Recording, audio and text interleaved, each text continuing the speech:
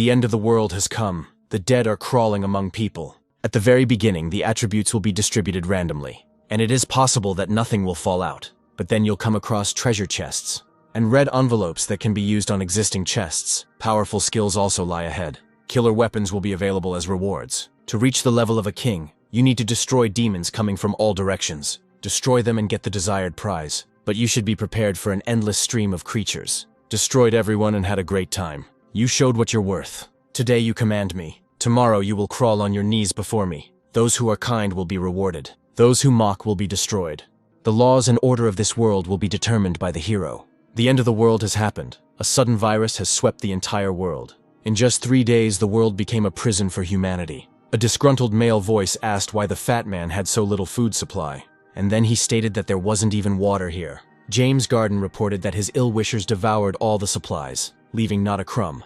When the end of the world came, the guy, out of his kindness, let 3 fools into the dorm, and now he was paying the price. The hero began to beg the offender to let him go, promising to go to another place. But then Timothy's friend found a photograph of his teacher, Lillian Hudson, that had fallen out of the fat man's pocket. Staring at her, the man said that he got an erection just from the sight of the girl. After kicking James, the scoundrel said that a fat man shouldn't be pining over such a beauty.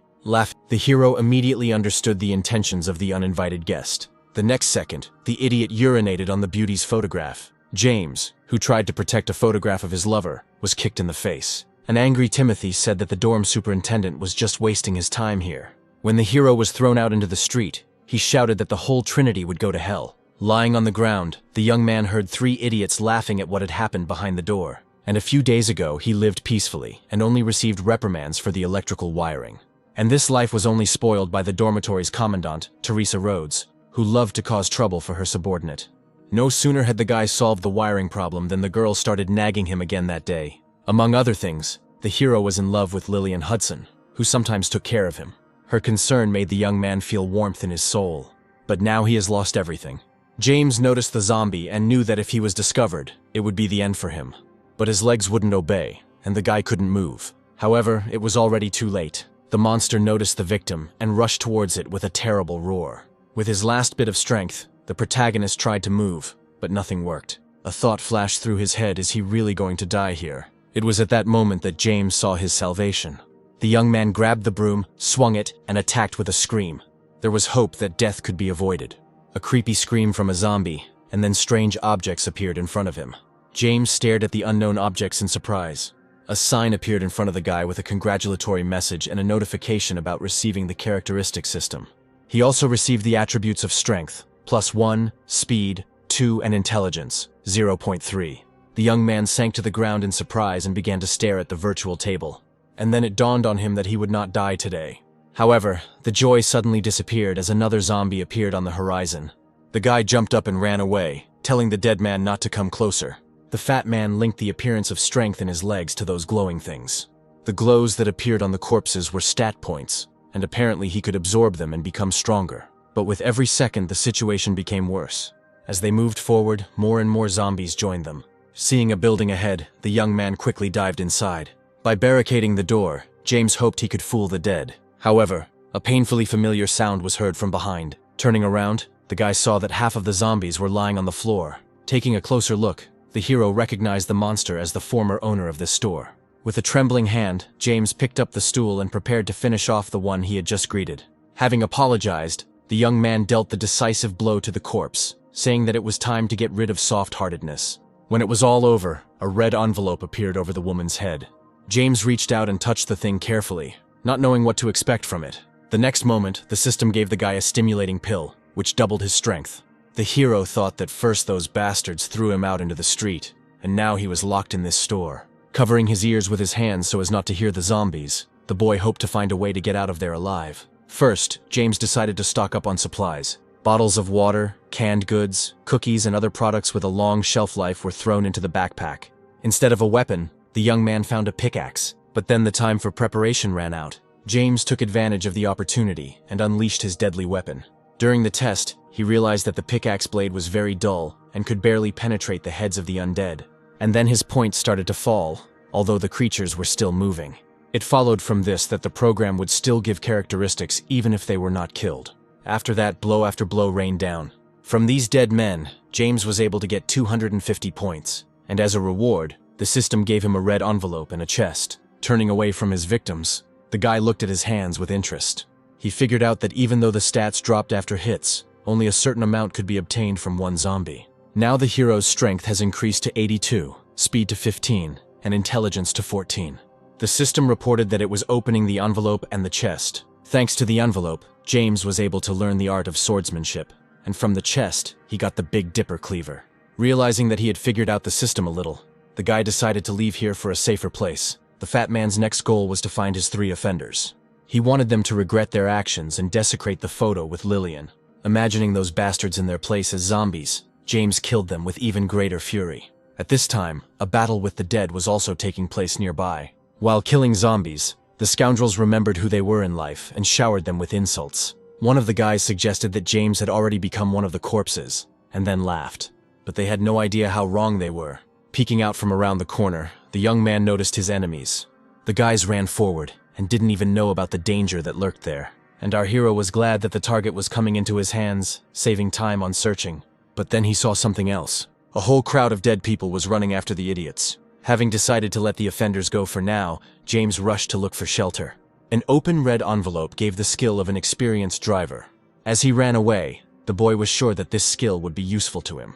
A couple of minutes later, James ran out to the girls' dormitory, but he was stopped by Teresa's nasty voice, who asked what he was doing there. She demanded that the guy leave here, since hordes of zombies could come running because of him. Looking up with displeasure, the hero thought that bad women live longer. The girl shouted loudly, in order to attract the zombies, that the guy's beloved Lillian was in the dining room. And this trick worked. Teresa said that James looked pathetic, and that he should get out of there while he was still in one piece. Meanwhile, the zombies were approaching. They announced their arrival with a vile roar, and unexpectedly for Teresa, the young man destroyed the dead in one blow. James glanced at his former boss and warned that he would get to her sooner or later. The girl looked at the former runt with doubt, and did not understand when he became so cool. Looking back, the young man decided that he shouldn't follow Teresa because of the zombies.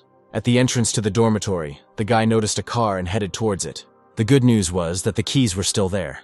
Not wanting to communicate with the dead, James pressed the pedal to the floor. As he passed Teresa, he informed her that he had opened the entrance for the dead, so she should prepare for guests. The guy no longer heard the disgruntled shouts from the window, as he was far away. The zombies they encountered along the way were crushed with pleasure. One by one, the former people died completely and brought James characteristics. However, all good things come to an end. Having jumped out of the burning car, the main character ran to the rector's office, which was nearby. Luckily, the zombies were attracted by the sound of the explosion, and they all headed towards the car. Thanks to the machine, the hero collected attributes, a red envelope and 2 bronze chests. The envelope revealed 3 axe skills, and hidden in the chests were a titanium chrome stiletto and a sickle-shaped axe. James now had a light, medium, and heavy weapon in his arsenal, which gave him an advantage in combat. The young man decided to spend the night here, but his attention was drawn to sounds coming from behind the closed door. The guy lowered the handle and opened the door slightly, and then he looked inside with doubt. James was completely unprepared for such a sight. In front of him hung 2 ordinary people, and around them scurried hungry dead people. But then it began to dawn on the main character. It turned out that someone, for the sake of their own skin, had hung living people here as bait, and this unknown person was going to commit a meanness again. All James heard before he burst inside was a man's voice, surprised that someone had found the room, and then the door slammed. The loud sound made all the dead creatures who had previously been attracted by the bait turn around. At this point, the hero realized that if he got out of here alive, then killing those 3 idiots would not be difficult for him. The heart was pounding wildly in the chest. The girl looked in horror at the approaching man, whose intentions were extremely clear. Grace began to beg to be let go, and then threatened that if she became one of the zombies, she would come for her rapist. The university's honorary rector stood before her and informed her that she would not have such an opportunity. The man said that either the captive would take care of all 3 at once, or each one separately. At this time, not far from the place where the girl was being abused, the last creatures were dying. However, for some reason, James was not receiving stats from the zombies he destroyed, and he did not understand the reason. And then it was as if someone heard his thoughts, and all the energy from the dead poured into the guy. The system couldn't keep up with the calculation of how many points increased strength, intelligence, and speed. The young man felt as if his body was about to explode. The rector leaned over Grace and demanded that she undress. But his sentence was interrupted mid-sentence. The rapists turned to the front door in surprise. and only in the eyes of the beauty did hope light up. It was James who noted that the office was quite lively. Thanks to the increase in characteristics, he evolved to a new title, Brave. The former head of the university asked the newcomer who he was. The hero, making a menacing voice, asked how the impudent man dared to forget him, since he himself remembered his voice perfectly well. The guy's eyes narrowed sternly and promised the man nothing good. And then it dawned on the rector that standing before him was the very man he had recently locked among the dead. Watching the young man walk towards Grace, the man asked him why he had come there. But James ignored the scoundrel and looked at the victim with pity. The next moment, the rector had the opportunity to observe a sword at his nose. The guy warned that he had recently chopped up several zombies with this weapon and cut off the heads of some. The hero's gaze took on a sinister glint, and he asked if it was possible to do this to people. The pervert will offer the commandant a try, since he was confident in his abilities and accomplices. Having surrounded James on 3 sides, the men attacked him. However, the weaklings chose as their opponent a man who was beyond their strength. In a matter of seconds, each of the opponents received a rebuff, and the young man was surprised by the fact that people's characteristics also dropped. Approaching the rector, James asked him what he now thought about what was happening. But in response, the man only shouted, saying that the servant had no right to raise his hand against him. Having gotten to his feet, the impudent fellow said that he remembered the guy. The rector noted James's excellent skills and then offered to join, promising money. In response, the hero punched the idiot in the face. Looking down at his boss, the guy said that there was no point in money now. Suddenly, the rector's accomplice from the side began to beg for mercy. The coward said he was forced to give up Grace under threat of death, leaving him no choice. However, the rapist's words had exactly the opposite effect. James demanded that the guy shut up and treat his girlfriend properly. The next moment, the undermen went to join his leader. The last opponent came out on the line. Under the stranger's pleas, the hero dragged him to his partners, since it was unlikely that he was a good person. The guy thought that if it weren't for the smell of blood, which can attract the dead, he would have already used the sword. Finding themselves in a pile-up, the former comrades began to sort things out, and they did it quite loudly. The result is a bunch of attracted zombies. James, who received his stats a few seconds later, was surprised at how weak his opponents were. Having made sure that there was no more danger, the hero headed towards the captive. Trembling with fear, Grace asked the guy to close the windows. Having fulfilled his friend's request, Jace decided to distract her and sent her in search of water. After a while, the beauty handed the guy a mug, barely holding it in her hands. Observing the timid gait, the young man decided that something needed to be done about it. Grabbing her hand and pulling her towards him, James shouted that he would do nothing to the one he had recently saved. But he didn't take into account that Grace could barely stand on her feet. That's why the next moment the girl tripped and flew straight towards the hero. James, not expecting such an outcome, couldn't resist, and the couple ended up on the floor. He had never in his life experienced such embarrassment as he did at that moment. Instantly getting to her feet, Grace began to apologize, and then asked how her savior was feeling. Without waiting for an answer, the beauty rushed away, feeling her cheeks burn with embarrassment. Watching the girl go, the hero thought that these scumbags had scared her to death. Grace had barely disappeared into the kitchen when her scream was heard from there. The thought immediately flashed through James's mind that she had met a dead man. Having run into the room, the hero realized what had frightened his acquaintance. Behind the wall, in the storage room, something was hitting the wall. Not wanting to put off solving the problem for later, the young man headed towards the source of the sound. Having opened the door, he began to slowly move along the corridor. To avoid being caught off guard by the dead man, James pulled the sword from the traveler's belt. The sound grew louder. The guy understood that a zombie could jump out at him at any moment. The dead did not keep us waiting. A couple of dozen minutes later, having come out into the kitchen, the hero reported that he had dealt with the creatures. However, the space in front of him was empty, and shrugging his shoulders, James headed to the bathroom. The guy's head was filled with painful thoughts that completely took over him. The hero himself didn't notice how he reached his destination. Upon entering the bathroom, the former commandant discovered something missing. The next second, a girl's squeal filled the space. Grace ran out into the hallway as if she had been attacked by a zombie, but a moment later she realized that she had forgotten all her clothes in the bathroom. The heroes had to once again experience the wild embarrassment of what was happening. The next morning, as soon as he opened his eyes, James thought that he still wanted to sleep. But plans quickly changed as the aromas of food reached his nose. Lillian leaned over him and announced that breakfast was ready. Instantly jumping up from his seat, the guy hugged the girl, shouting that he was glad to meet her. But when he stepped back, he realized that he had imagined it all. Jumping back, the hero began to apologize to Grace, but she, as if not paying attention, clarified the name by which she was called. Grabbing his acquaintance by the shoulders, James asked if she knew this girl. Looking down, the beauty admitted that she had recently rented a place with Lillian outside the campus. Gray said that when the virus outbreak occurred, her friend went home a little early. After receiving this news, James became furious. The outburst of anger was caused by Teresa's anger at lying about the location of his lover. Having apologized for his behavior, the young man sent her to the dining room, promising to come in a few minutes. However, the guy came to the conclusion that he would still have to check the dining room, because those 3 goats ran in that direction. The break for breakfast was short. As he was leaving, the young man asked Grace not to open the door for anyone but him. Nodding, the girl came a little closer and carefully adjusted her collar. Looking deeply into his eyes, she promised that everything would be fine. After saying goodbye to his friend, James rushed outside. The dead no longer inspired horror, but only caused discontent with the fact that one had to waste time on them. But there was also something pleasant. Stats increased, useful skills and weapons dropped out. However, the skill of using firearms seemed a little unnecessary to the guy, since it was not currently in his arsenal. An unpleasant female voice that mocked James tore him away from his thoughts. Teresa stuck her head out of the window again and reported that because of the hero, a bunch of zombies broke into the dorm yesterday. The girl demanded that the guy go inside and clear the building, since those living inside needed to go outside. All this was said so loudly that all the zombies in the area should have fled to the noise. The former boss's plans came true. James understood Teresa's plan, but he was going to do it his own way. Already at the entrance to the hostel, the young man was met by a warm company of dead people. He confidently removed obstacles to get to his ill-wisher. On his way to Teresa, James kept encountering curious glances. Local residents were glad that someone came to their aid. Gradually, the hero got tired of this, and he barked at the girls to go back to their place. Although the number of zombies was decreasing, they were still found on the building's territory. The guy took advantage of this and improved his stats.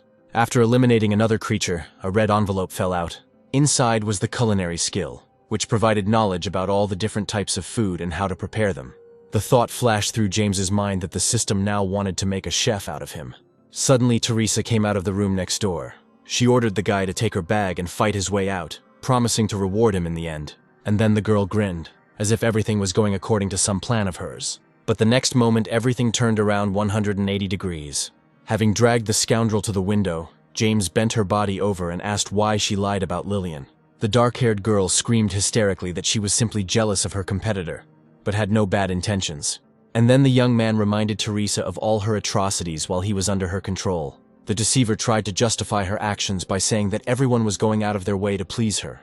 Everyone except the hero. The next stage of the attempt to save his life was a plea for mercy. However, James said that Teresa was one of those creatures who were willing to sacrifice others for themselves, and sent her down. He reported that all the girl's actions were driven only by vanity. Using her last chance for salvation, the commandant grabbed the guy with her legs and began to ask for forgiveness. The next moment, cries for help came from the lower floors. This came as a big surprise to James, but the surprises didn't end there. To everyone's surprise, zombies learned to climb walls. Crying, the hero wanted to answer her, but the living corpse that appeared behind him disrupted this plan. James was surprised at how quickly the enemy was able to reach the second floor. Due to the guy's sudden movement, the girl was unable to hold on to him and began to fall down, and the hand of one of the zombies was too close to her. Noticing this, James managed to grab Teresa at the last moment and prevent her from falling. The fact that the guy saved her was a big surprise for the former boss. The hero angrily and rudely demanded that his legs be removed, and even this attitude towards oneself did not spoil the impression of the rescue. Unaware of his new admirer, James grabbed a weapon from his inventory and headed towards the zombies. One precise blow, and there is one less creature in this world. The guy understood that he had to hold the corridor. Otherwise, he wouldn't be able to escape later. From the outside, James's battle looked like he had been doing this his whole life, and Teresa decided that the hero was protecting her, and not his opportunity to break out. She decided to express her gratitude and distracted the former fat man from the fight. The girl began to apologize again, and then asked to take her with him and give him a chance to make amends. James smirked and said he wasn't so generous as to bother with her. Teresa interpreted it differently, deciding that these words meant that the guy had forgiven her. Meanwhile, the hero decided to lure all the zombies to the roof, since there is a lot of space there. A few minutes later, he broke down the door and burst into the very top. The young man noted that there was a small group of zombies on the back platform of the dormitory, which he could easily break through. But suddenly his movements were restrained by someone from behind. Teresa, squeezing James's chest, declared that she would not leave him. This phrase angered the hero, and he asked the girl with displeasure what was wrong with her. While the guy was trying to deal with the unexpected obstacle, zombies burst onto the roof. Without wasting time fighting, the young man pushed off and jumped down. Ideas flashed through my head about how I could avoid getting hurt when falling from such a height. In the end, James chose the easiest one. He took out his sword and tried to slow down its movement. The girl's squealing prevented him from thinking about his next plan, and the young man asked her to shut up. Although the request was fulfilled, to his regret the guy realized that the trick didn't work. But then an idea came to mind, and contradicting himself, James asked Teresa to shout as loudly as possible. Sensing his partner's confusion, the young man shouted at her. The second time, the commandant understood what was required of her and began to squeal. The dark-haired woman's actions attracted more and more dead people to the place of their descent. James came to the conclusion that it was time to take action. Pushing off from the wall, the young man tried to direct his body in the direction where there were more dead people. The creatures created a reliable landing cushion with their bodies, which the guy took advantage of. However, the next moment we had to get ourselves together and start the battle. The system reported that the intelligence level had reached 50, for which the ability to automatically pick up nearby objects was obtained. This news lifted James's spirits a little, but then he remembered one misunderstanding. Catching the young man's gaze, Teresa blushed with embarrassment. The guy decided to test his new ability on the scoundrel and ordered her to stand up. However, only the girl's blouse attempted to carry out the order. James concluded that at this stage he could only control objects. The young man decided that since he had managed to escape the zombies, he should return to his previous plan and find those 3 idiots. Fearing that she would be left alone, Teresa caught up with the guy and demanded that he not leave her. James angrily demanded that his former boss leave him alone. But having received a refusal, the main character decided to act. The guy threw the repellent over his back and roughly sent it away. Teresa, who had hit the asphalt, did not evoke any pity in him. The young man said that he had already shown generosity, and now it was better for her to stay away from him. The student canteen was not empty at this time. However, it was occupied by completely unpleasant people. The man sighed sadly and said that he was bored, since there was no entertainment left in the world except women. And the girl sitting and sobbing in front of him did not evoke any feelings other than anger. Having hit the captive, the scoundrel demanded that she stop whining, otherwise he would end up on the street. A stranger who entered the room at that moment asked his friend why he was so angry with the girls. The man chuckled and suggested going to the next building and bringing a couple of new girls here. But their plans were disrupted. The rapists, who were not expecting anyone, opened their mouths in surprise. The program, using auto-selection, placed a steel pike into James's hands. The man recognized the guest as a dormitory worker, and the way he burst onto the second floor caused confusion. Deciding not to miss the opportunity to escape, he asked for help to get out of here, promising these 2 beauties in exchange. But this proposal did not impress our hero. The nasty guy asked James not to get carried away and to accept such a great offer. However, what happened next was something the rapist did not plan. The sound of bone crunching echoed throughout the entire floor, and then the whole space was filled with choice obscenities. Having called the insolent man scum, James turned to his next target. At this time, help came running in response to the boy's screams. The assistants, as if on command, unanimously rushed with their fists at our hero. But he was ready for it. A smile played on her lips, and James asked if that was all. A turn of the hand and the crunching sound is heard again. When all the pawns were left behind, the young man headed towards the leader. He decided to play his trump card and announced that he was the rector's son, making him untouchable. But James successfully ignored the warning. The young man asked his opponent to stop pretending to be someone he knows not who, and the next second a scream rang out across the entire campus. A crowd of people came running to the noise. Everyone looked warily at James as he left the room where he had dealt with their comrades. Among those watching were the 3 guys the young man had been so persistently looking for. And as soon as the idiots started talking, the commandant noticed them. To his foolishness, Timothy, having called the hero names, asked if he remembered their company. Laughing, the impudent fellow recalled how he had defiled the photo with Lillian. The next reason for ridicule was the weapon that James was holding in his hands. Nearby, the injured rich kid was dreaming about how to deal with the young man. The partner asked the boss to tone down his ardor and turned his attention to what was happening outside the door. James had met with 3 thugs. The man recalled that the 3 had fought their way through a crowd of zombies on the first floor to get to the second. Inspired, the major got up from the floor and declared that he wanted to see James screw up. And it seemed that the dream was about to come true, but life had other realities. Before my eyes was a completely different picture, which did not meet expectations. Those same thugs were lying on the floor and couldn't understand where the fat guy got so much strength from. At that moment, James walked up to Timothy and ordered him to get out of here. The idiot tried to reason with the hero and said that they could be more useful alive and become his fighters. The rest of the people also sided with the Gopnik, seeing reason in his words. It was surprising to the young man that someone supported these scoundrels. Timothy immediately proved his abnormality by trying again to attack someone who was obviously stronger, and he paid for it. Stepping on the body of the fallen enemy, James reminded them of how he had welcomed them into his shelter and paid dearly for it. At that moment, 2 henchmen ran towards the young man, shouting that they were trying to motivate the fat man to become stronger. However, before they could even reach James, they were slammed into the wall. For beating up 3 idiots, our hero received the maximum number of points, and this caused amazement. But then a female voice was heard asking for mercy for the thugs. The stranger said that these monsters helped in clearing the first floor, and that is why they are safe. Among the crowd of men, languid sighs and one name were heard: Elizabeth Parker. Looking sternly at the girl, James began to approach her.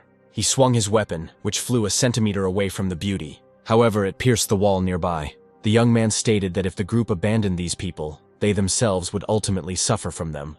The program reported that the power level had exceeded 200 points, and a side effect was about to occur. Feeling his consciousness leaving him, James began to curse the system. By chance, the guy's forehead hit the very spot he had recently pierced with a spear, and then the wall collapsed, and the couple that were standing nearby flew down. Opening his eyes, James saw above him the guys who had suffered from him first. He heard the ridicule directed at him, but due to lack of strength, he could not respond. The body felt like a stranger and didn't allow me to make even the slightest movement. After a couple of minutes, the hero was finally able to sit up and felt as if 1,000 needles had pierced his body. Looking forward, James was surprised to see Elizabeth standing bravely in front of him, holding a weapon in her hands. Looking back, the girl reported that they were not in the best position now. The young man realized that the beauty had protected him while he was unconscious. Suddenly, Elizabeth was attacked by 2 dead men. The young man tried to warn her of the danger, but he understood that his friend had too little experience in such matters. Arriving nearby in a matter of seconds, the young man repelled the attack and protected the local goddess. Looking at the girl, James asked to leave the rest of the opponents to him. 2 people were watching the battle from above. The major joyfully announced that now his enemy would definitely die, and his sidekick suggested that our hero fight again. But then someone pushed the couple in the back, and with cries of horror they flew towards the one they had just tried to tease. It was an awkward situation for them.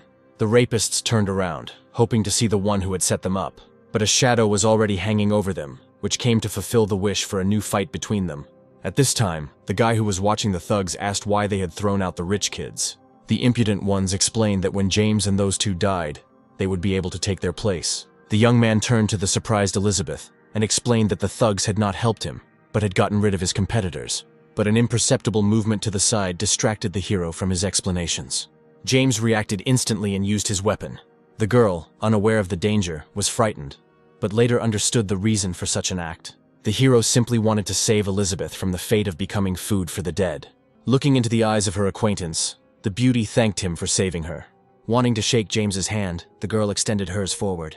The realization flashed through the goddess's mind that it was only thanks to this man that she was still alive. But the hero understood everything in his own way, and deciding that his partner needed a sword, he handed her one of his weapons. As he passed Elizabeth, the young man asked her to cover his back.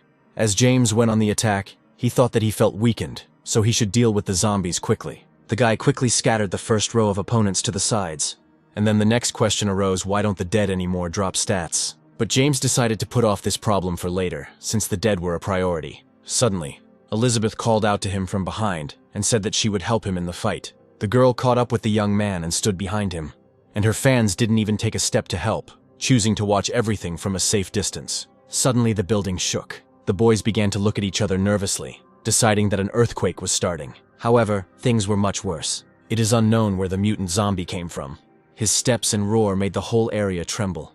James thought that this monster was different from the others, and should not be allowed to come near Elizabeth. The young man decided to attack first, so that the dead man would not have a chance to harm them. And it seemed that only a few moments remained until victory. But this turned out to be an illusion. The zombie, unlike his fellows, was able to block the attack. Even though the spear was stuck in his hand, the monster had no trouble getting rid of the obstacle. It looked as if James's weapon was causing the monster only minor discomfort. The young man, sadly observing this reaction, realized that it would not be easy. But then Elizabeth entered the battle and threw the guy behind her. She stated that she was taking on the mutant because James had no weapon. The monster seemed not to notice the change of enemy and prepared to strike. At that moment, the hero realized that his protector would not be able to cope with such power. James rushed forward and shouted that he would never hide behind a girl's back. He activated the titanium chrome sword he had received before entering the dining room in his hands. The zombie's fate was sealed. Looking at the defeated enemy, the guy stated that zombies are also capable of becoming stronger. When asked by a friend how she was feeling, Elizabeth said that she was doing well. It flashed through the girl's mind that she could never have imagined how that nondescript guy could change. In response, she received only an uncomprehending look from James, since he had no idea what thoughts were in the beauty's head. The next moment, the young man turned away from his partner and said that not all the problems had been solved yet. However, besides the dead, there was another obstacle to freedom. The three bastards noticed James's fatigue and decided to take advantage of it.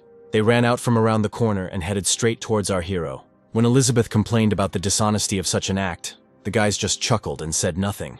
Timothy was the fastest, and finding himself next to James, attacked. Hearing his partner's scream, the young man turned around.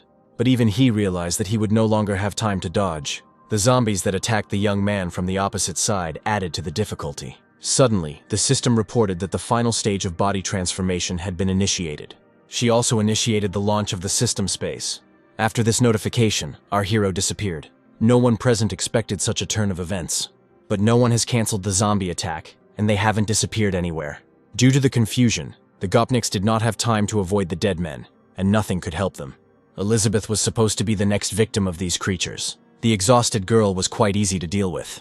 The next moment she felt zombie teeth sink into her throat and begin to tear at her delicate skin.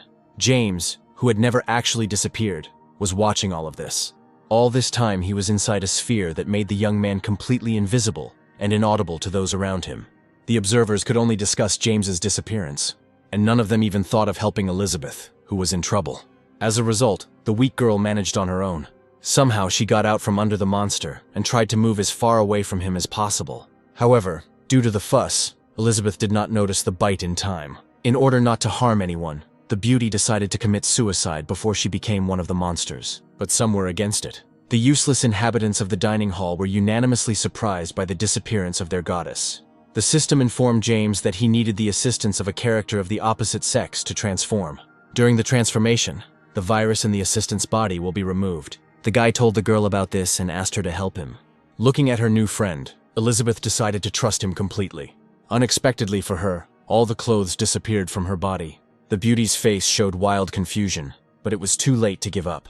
And the one who was opposite made a positive impression from all sides. Smiling, the young man asked if the girl was ready. Looking down at the floor, Elizabeth agreed. The body transformation process has been activated, and if the sphere let in sounds, the audience could turn red all the way to their ears. After some time, the program congratulated the host on the completion of the transformation and Elizabeth's recovery. The system notified James that he had received Glenn's uniform, Glenn's combat boots, and the Ursa Major Blade's power-up. Having opened his characteristics, the young man saw a new title, Guardian, which gave healing space, and was surprised by this. Then system achievements began to load. After looking at the table, the young man realized that the previous award was received due to an achievement. He came to the conclusion that to get more rewards, he needed to unlock other achievements. When the transformation was completed, the sphere ceased to exist. The guy looked unkindly at the herd of rich kids and realized that he did not want to give Elizabeth to them. Timothy, who had already turned into a zombie, was standing next to the couple, and our hero, swinging his sword, destroyed him. And then, holding the girl by the waist, James led her to a safe place. However, the most useless people in the town began to resent the fact that now there was no one to protect them. In response, the guy told them that if anyone went with him, they would die even faster. The villains began to get indignant and shout that James could only save beauties, and he didn't care about the rest. Elizabeth heard all these unpleasant words, and they outraged her to the extreme. Stopping, the beauty asked her friend for his sword.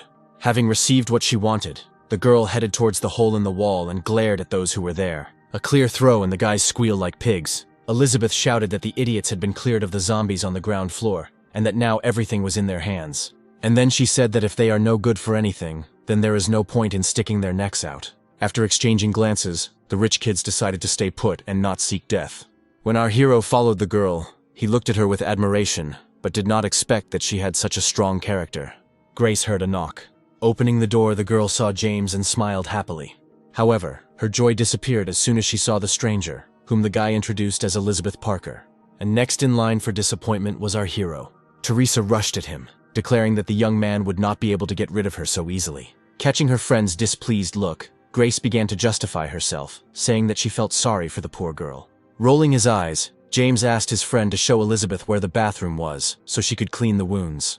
And the crazy woman continued to hang on the guy, shouting something about fate and connection. She didn't respond to all of James's attempts to detach her from his body. However, the loud noise attracted them and made them fall silent. The other residents also heard the sound of gunshots. Jumping for joy, Teresa declared that it was her father who had come to save her. Taking advantage of the fact that the girl had let go of him, the young man began to move, but he hit her with his shoulder and the scoundrel began to fall to the floor. The girls, not expecting such an outcome, covered their mouths with their hands in fear. Our hero tried to save the situation, but it was already too late. The guy angrily said that he should have left him alone long ago instead of bothering him. In response, Teresa stuck out her tongue and said that in that case there was no need to hold her legs so tightly. Having let the impudent woman go, James said that, judging by the sounds of gunfire, the military was far away and it was worth preparing. The girl, still lying on the floor, noted that it was quite dirty here. Standing up, Teresa invited Elizabeth to go to the bathroom with her, and she agreed. Grace was delighted by this, as it gave her the opportunity to be alone with James. However, the dark-haired girl noticed this and said that the girl should not stay here alone. Having grabbed the two beauties, the impudent girl said with a smile that they should get to know each other better and chat. Hot water filled the bathtub with steam. Elizabeth noted that James behaved cautiously and hostilely towards others. Teresa, standing by the mirror, said that she knew something about this. She said that this happened, among other things, because of her attitude towards the guy. Because when he came to university, he was always willing to help others. Recently, two unknown guys started breaking into the dormitory. They claimed that they were delayed because they were helping an old woman and therefore could not return on time. Because of his kind-heartedness, James let the poor fellows in, but it turned out to be in vain. After some time, Teresa showed up in his room with complaints. She stated that a computer had disappeared from one of the students' rooms, and that the boy had recently let strangers in. The police officer who came with the girl demanded that the young man come to the station. Teresa said it later turned out that James had nothing to do with the incident, but his reputation had already been damaged. The scoundrel said that she tried to apologize to the guy for what happened. However, she never thought that it could have such an effect on the hero. Angered at the dark-haired woman, Elizabeth said that it was no wonder James treated her badly. After these words, Teresa felt wildly embarrassed. However, Elizabeth did not stop at words and hit the girl. The former boss said with displeasure that everything happened because of a misunderstanding. But the beauty said that an apology alone was not enough for such an accusation. After the showdown, the girls went out to James. Standing nearby, they apologized for the delay. Noticing the guy's gaze on her, Teresa asked him not to look at her, saying that she had burned herself. Embarrassed, the young man said that he wanted to clarify something with her. Immediately forgetting about her cheek, the girl sat down next to James and said that he could ask any question. He asked why, when she heard the shots, she thought it was her father who had come. Teresa said that her father was a colonel and could not abandon his daughter in danger. Now it became clear to everyone why the scoundrel behaves as if she were a spoiled young lady. After such news, Elizabeth suggested that everyone introduce themselves to each other again for greater mutual understanding. She said that her family is the bearers of ancient martial arts. Grace then took the floor and said that she works as a consultant at the university. When the girls started talking about yesterday, the guy asked her not to think about the past. It was James's turn, and he introduced himself as a dorm worker who had always dreamed of going to university. However, after the end of the world, the young man had only one goal left: to save Lillian. The guy suggested that each of those present had their own goal, and it should be thought out before the military arrived. Grace glanced sideways at Elizabeth and thought that if she had her skills, she could stay with the boy and help. James suggested that everyone should get some rest and gain strength. Rector's room in the dormitory. Tormented by insomnia, the hero thought about his parents. Suddenly someone lay down next to him and hugged his torso. The first thought in the guy's head was that someone was attacking him. He jumped up abruptly and easily overpowered the uninvited guest. But then recognition flashed in his eyes. Teresa, lying underneath him, said that she had come to ask for forgiveness and to talk. Feeling that the room's temporary owner was not in the mood to talk, the girl asked why he hated her. Approaching the window, James reminded her that the girl had caused him problems time and time again. Teresa admitted she had been wrong all along and was grateful for her rescue, despite her long-standing grievances. She said that if the young man could forgive her, then she would not object to anything he did next. Looking at the scoundrel with displeasure, James asked her to simply not cause him trouble. That was all he needed. Suddenly loud footsteps were heard. The girls burst into the room and announced that soldiers had arrived. Looking out the window, James heard the soldiers outside calling for survivors. Right in front of their building, there was a battle between soldiers and zombies. The young man thought that help had arrived much earlier than expected. Turning to his partners, he asked if they had decided what they would do next. Grace decided to follow the rescue party. Elizabeth suggested that they go together to find Lillian and then find her parents. But James suggested that she wait for him at the collection point, since the search for his beloved was his personal business. Teresa did not like the proposal, and said that she could ask her father to provide a detachment of soldiers to help. However, the young man refused, as he believed that he could cope faster alone. The girl said with resentment that James was not giving her the opportunity to help him in any way. Not paying attention to the girl, the hero asked Grace where Lillian lived.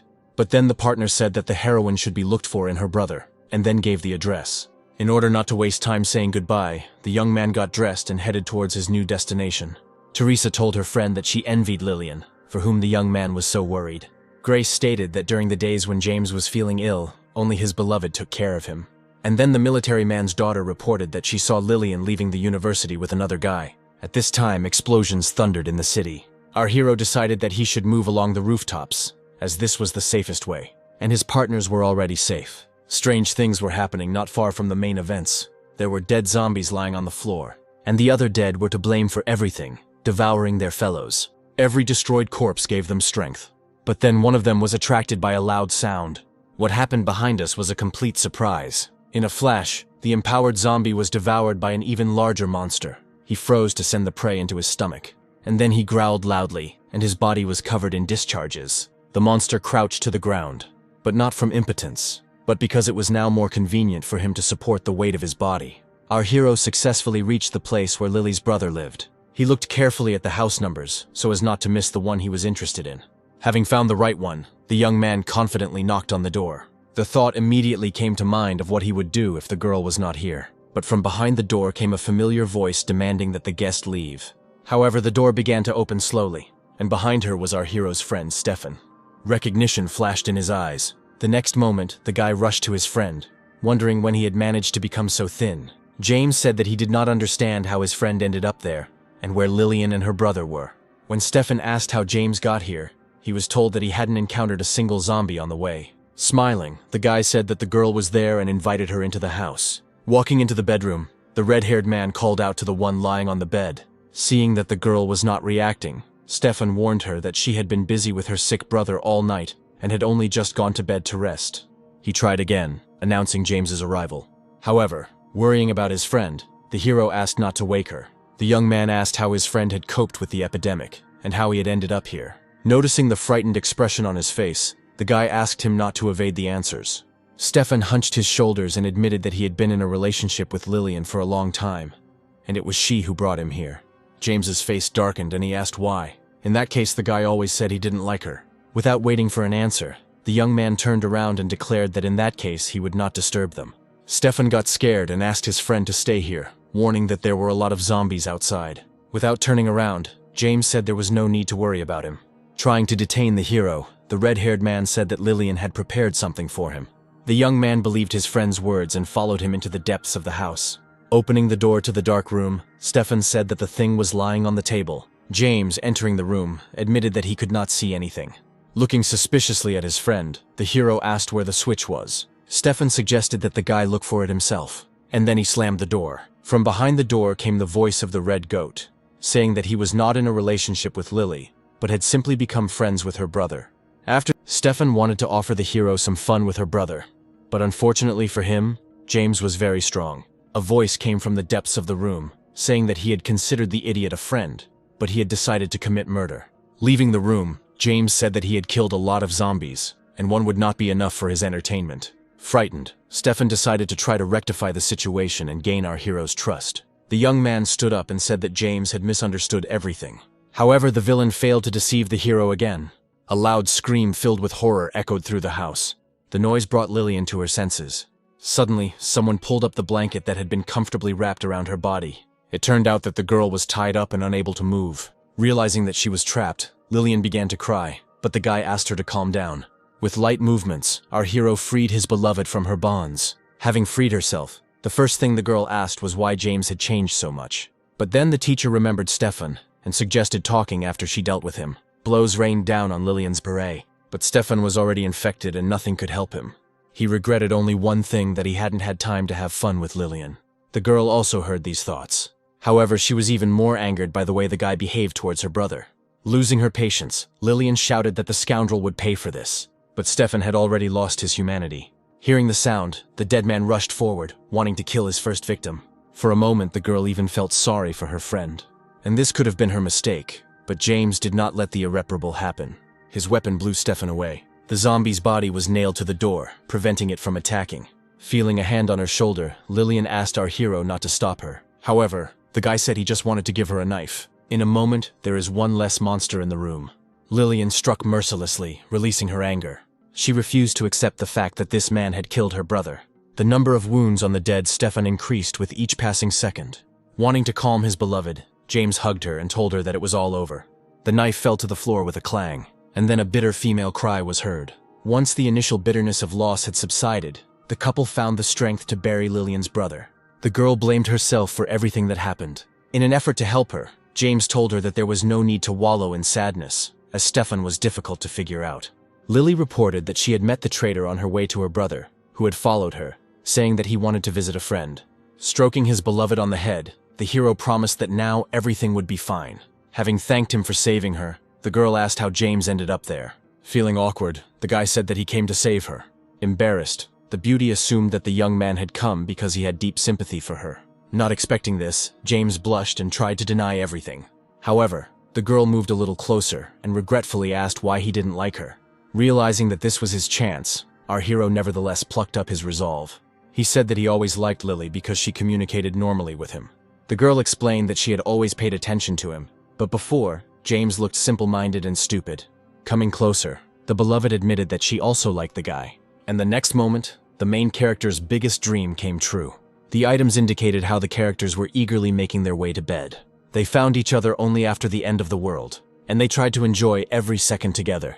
The girl was grateful to her savior for his help and assistance in avenging her brother. She said it felt good to have someone there to protect her. Getting out of bed, Lillian said that she wanted to cook dinner for James. But suddenly the beauty fell. Seeing the worried look, the girl explained that she felt as if her body began to move faster. An idea occurred to James as to why this had happened, and he decided to test it in practice right away. Such enthusiasm from her lover came as a surprise to Lillian. At this time, somewhere nearby, a group of bandits entered the private sector. They hoped to get something in the rich people's area. The villains decided to split up and check the area, but then one of the men reported that he had found a zombie eating a concrete wall. The same message came from the other side of the street. Sensing that something was fishy, the leader ordered his subordinates to flee, but one of the subordinates did not take this seriously. Considering himself a professional zombie exterminator, the man rushed into the attack. However, disappointment awaited him.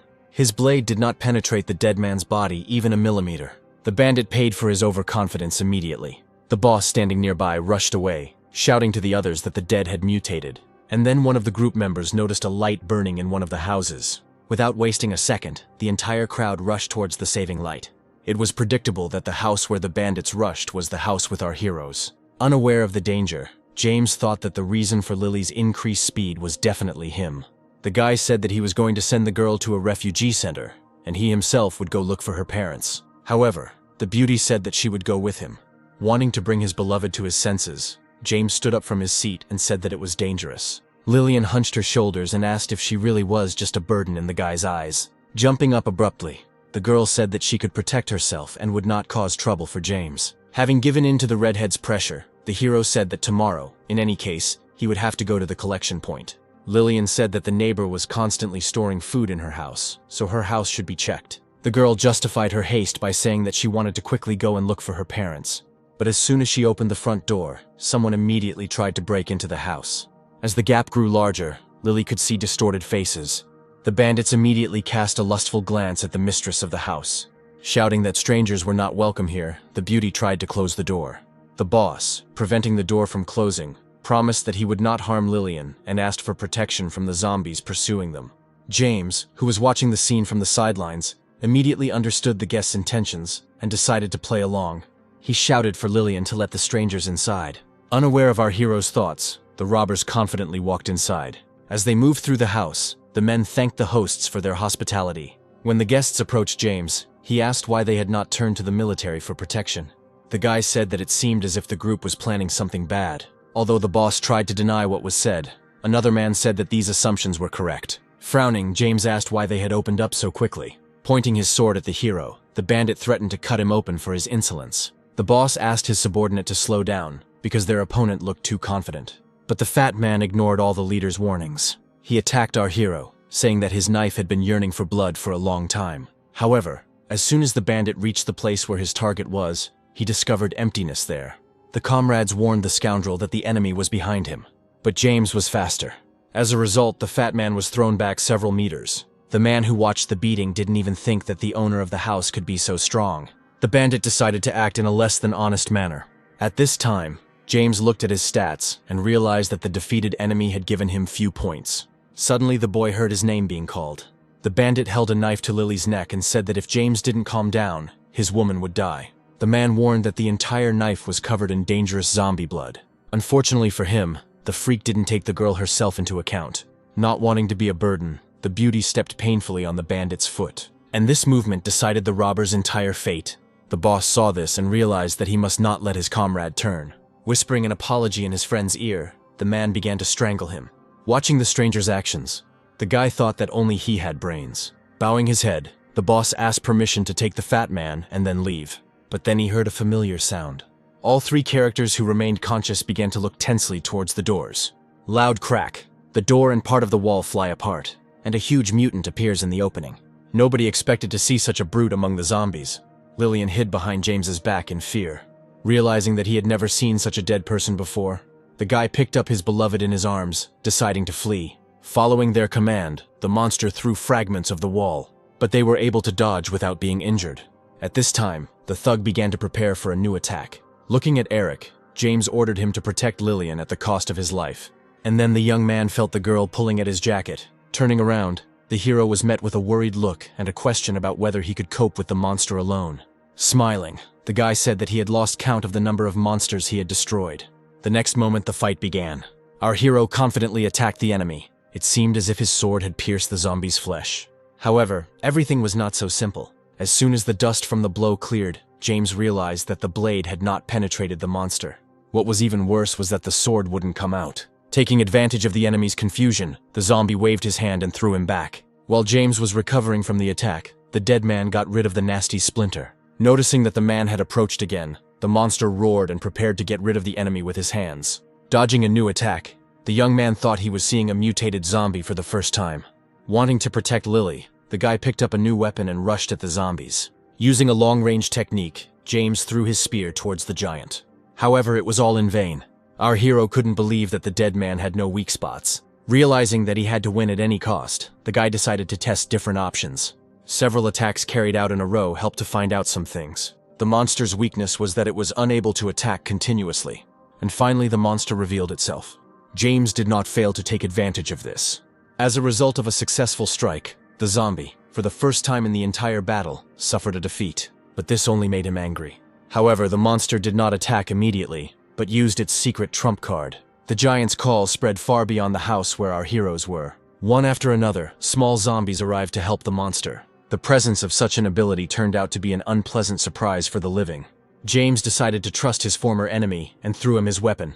The guy shouted that the liquidation of the small change falls on the shoulders of the former bandit. But the time allotted for preparation has expired. A huge zombie rushed to attack. Our hero barely managed to put up a block, otherwise everything could have ended badly. But due to the force of the blow, the young man flew back. Seeing this picture, Eric called James and asked if he was alive. Emerging from the cloud of dust, the guy said that he couldn't be killed with such a technique. Coming closer to the monster, James suggested trying to attack again. The enemy's reaction was not long in coming. He instantly jumped up and, growling loudly, headed towards the character. As he dodged, the young man thought that as long as the zombie was focused on him, Lily shouldn't be in any danger. Not far from the battle site, a fat man began to come to his senses. Noticing the monster running towards him, Tobias assumed that the man who had injured him had turned into a zombie. Jumping up from his seat, the man decided to take revenge on his offender.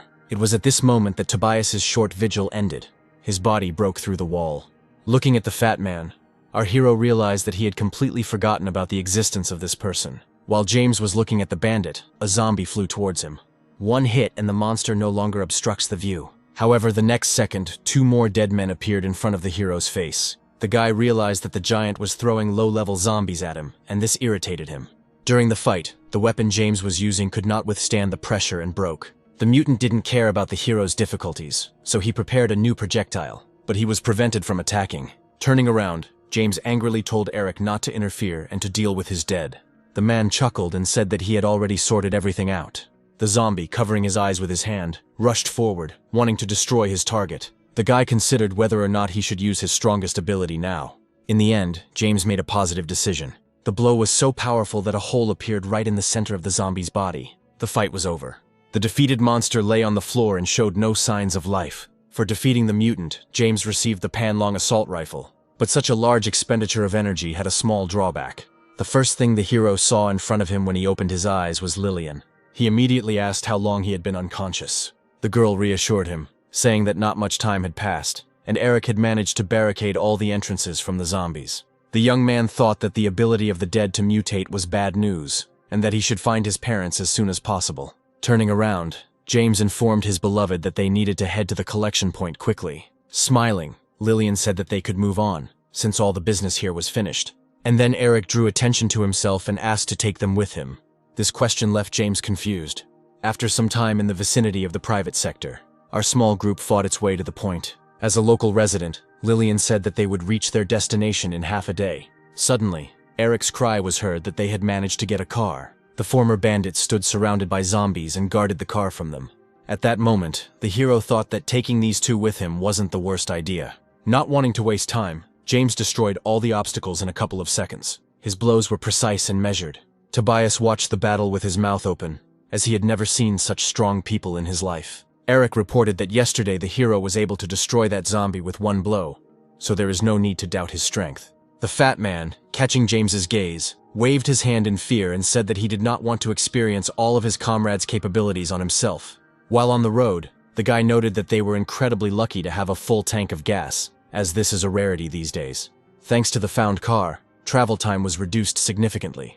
But behind the team's backs, there remains something that will prevent them from living peacefully in the future. At the collection point for the surviving population, Grace and Elizabeth distributed food. They tried to calm the worried people with kind smiles and words.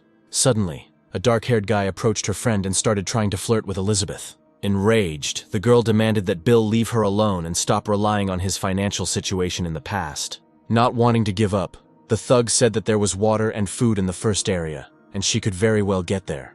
Holding the baguette to the enemy's forehead, Elizabeth shouted in displeasure that in the past, James should have been allowed to throw it to the zombies.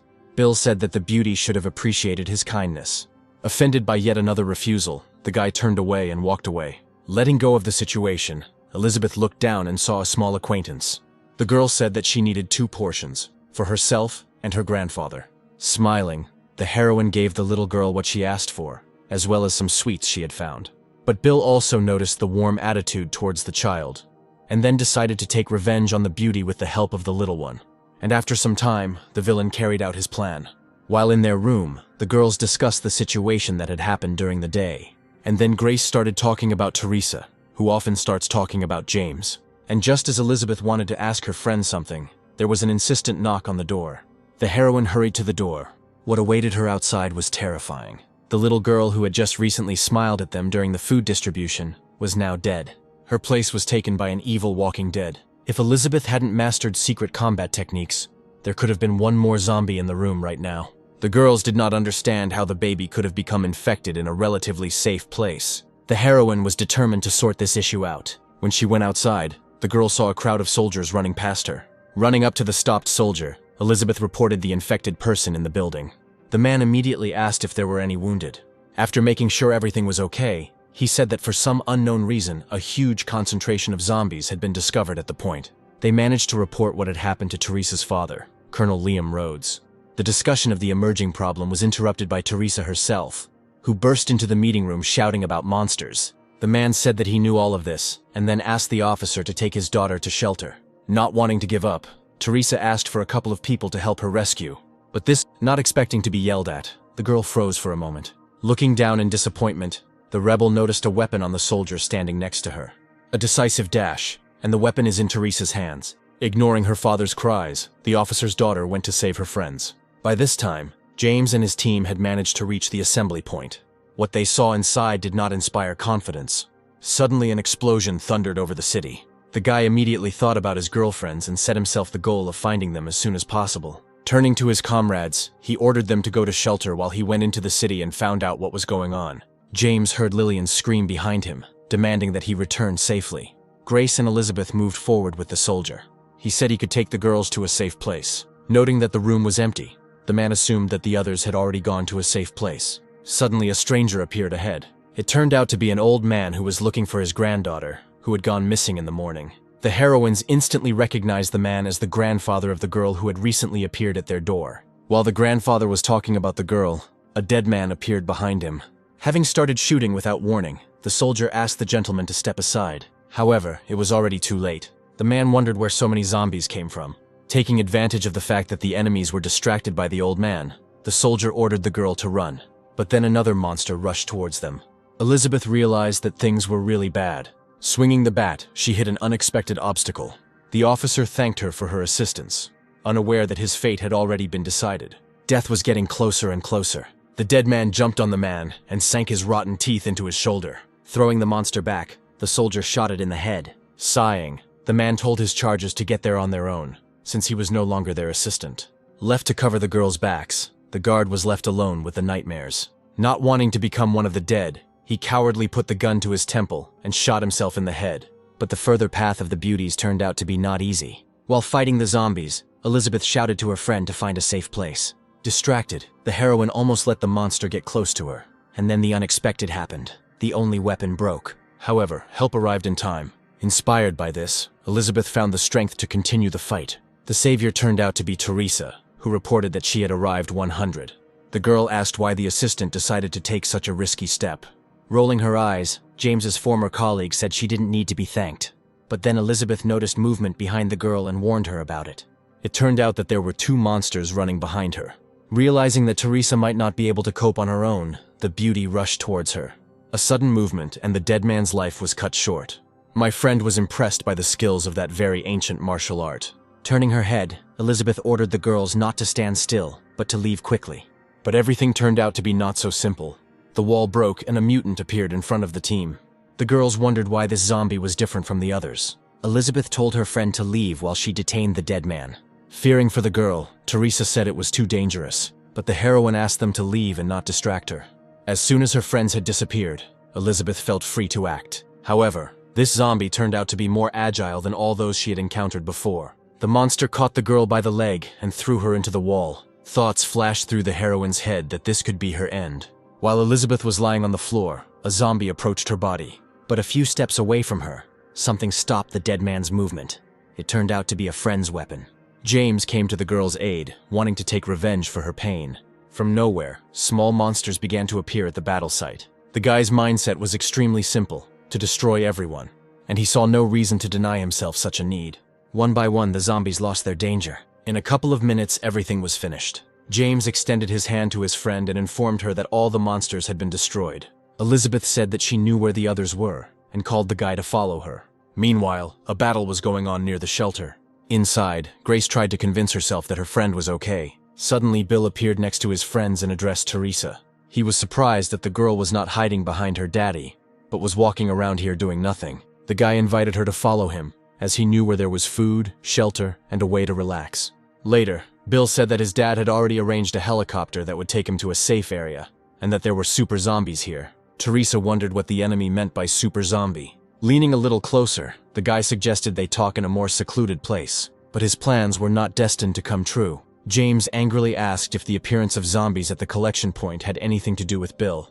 Seeing their friends, the girls were glad that everything was okay with them, and Bill was unhappy with the fact that James was still alive. Our hero said that if the enemy does not tell the truth, he will soon be among the dead. Frightened, Bill promised to tell everything. As he fell, the guy reported that when his friend showed up at the checkpoint, he soon turned into a zombie. But the villain discovered it in time and hid it, using it as a tool for intimidation. Elizabeth asked why the man had not been found to have an infection upon arrival. Bill suggested that the infection might have been slow to take hold, and that people like him had different checkups. The zombie helped get rid of the interference, but everything went wrong when dealing with the little girl as he escaped. This angered James, who shouted that the Major should have been destroyed earlier. Bill seemed to go crazy and started talking about how wonderful it was to watch an enemy die. But the execution of revenge was interrupted by people's cries about the appearance of a fast zombie. The hero realized that the guy Bill had been using had appeared. Wanting to get rid of the interference, James rushed towards the screams and ordered the others to wait for him here. Elizabeth ran after him, wanting to help and cover her friend's back. In the building outside the shelter, Bill's former friend has chosen a new victim. He braced himself for the jump, but James was faster. The monster was thrown back and was unable to harm the girl. Our hero pointed to the door for the girl and told her to run away. James activated the weapon in his hands. Turning his gaze to the zombie, the guy looked at him with hatred. And then he swung his sword, hoping to send the dead man on his final journey with one blow. However, the monster had already recovered from the blow, and at the last moment he managed to dodge. The monster immediately counterattacked and almost hit James. The speed of the zombies was astounding. The guy couldn't find an opportunity to attack. Looking from one point to another, James could not find the monster. The zombie's assassination plan was thwarted by a rock that hit his head. Hearing a rumble behind him, the hero turned around and was surprised to find the object he was looking for. Having prepared the next projectile, Elizabeth asked her friend to run more slowly next time. As James swung for another attack, he shouted at Elizabeth to move faster. At that moment, the zombie dodged, and the guy missed him again. The monster threw off his obstructing jacket and revealed the spikes on his back. Suddenly, these things turned into weapons that flew towards our hero at the speed of a bullet. Using his inhuman speed, James easily repelled the attack. Realizing that he couldn't cope with the enemy, the zombie decided to take the easier route. He turned and aimed at Elizabeth. Frightened, the girl warned her friend about the monster's actions. James's reaction was immediate. This time, the attack was 100% successful. The sword pinned the dead man to the wall, and he couldn't escape. The hero snatched his weapon from the enemy's body in order to use it in battle. Several precise blows right into the monster's body, and the matter was completed. Coming closer to Elizabeth, James informed her that they were returning. Fierce fighting continued in the vicinity of the shelter. When the boys got to the point, they were surprised by the number of zombies. But James always had a solution to this problem. The military fought desperately against the infected. The men were running low on bullets, but salvation was already here. Having killed the dead man, the hero asked where so many undead had appeared near the shelter.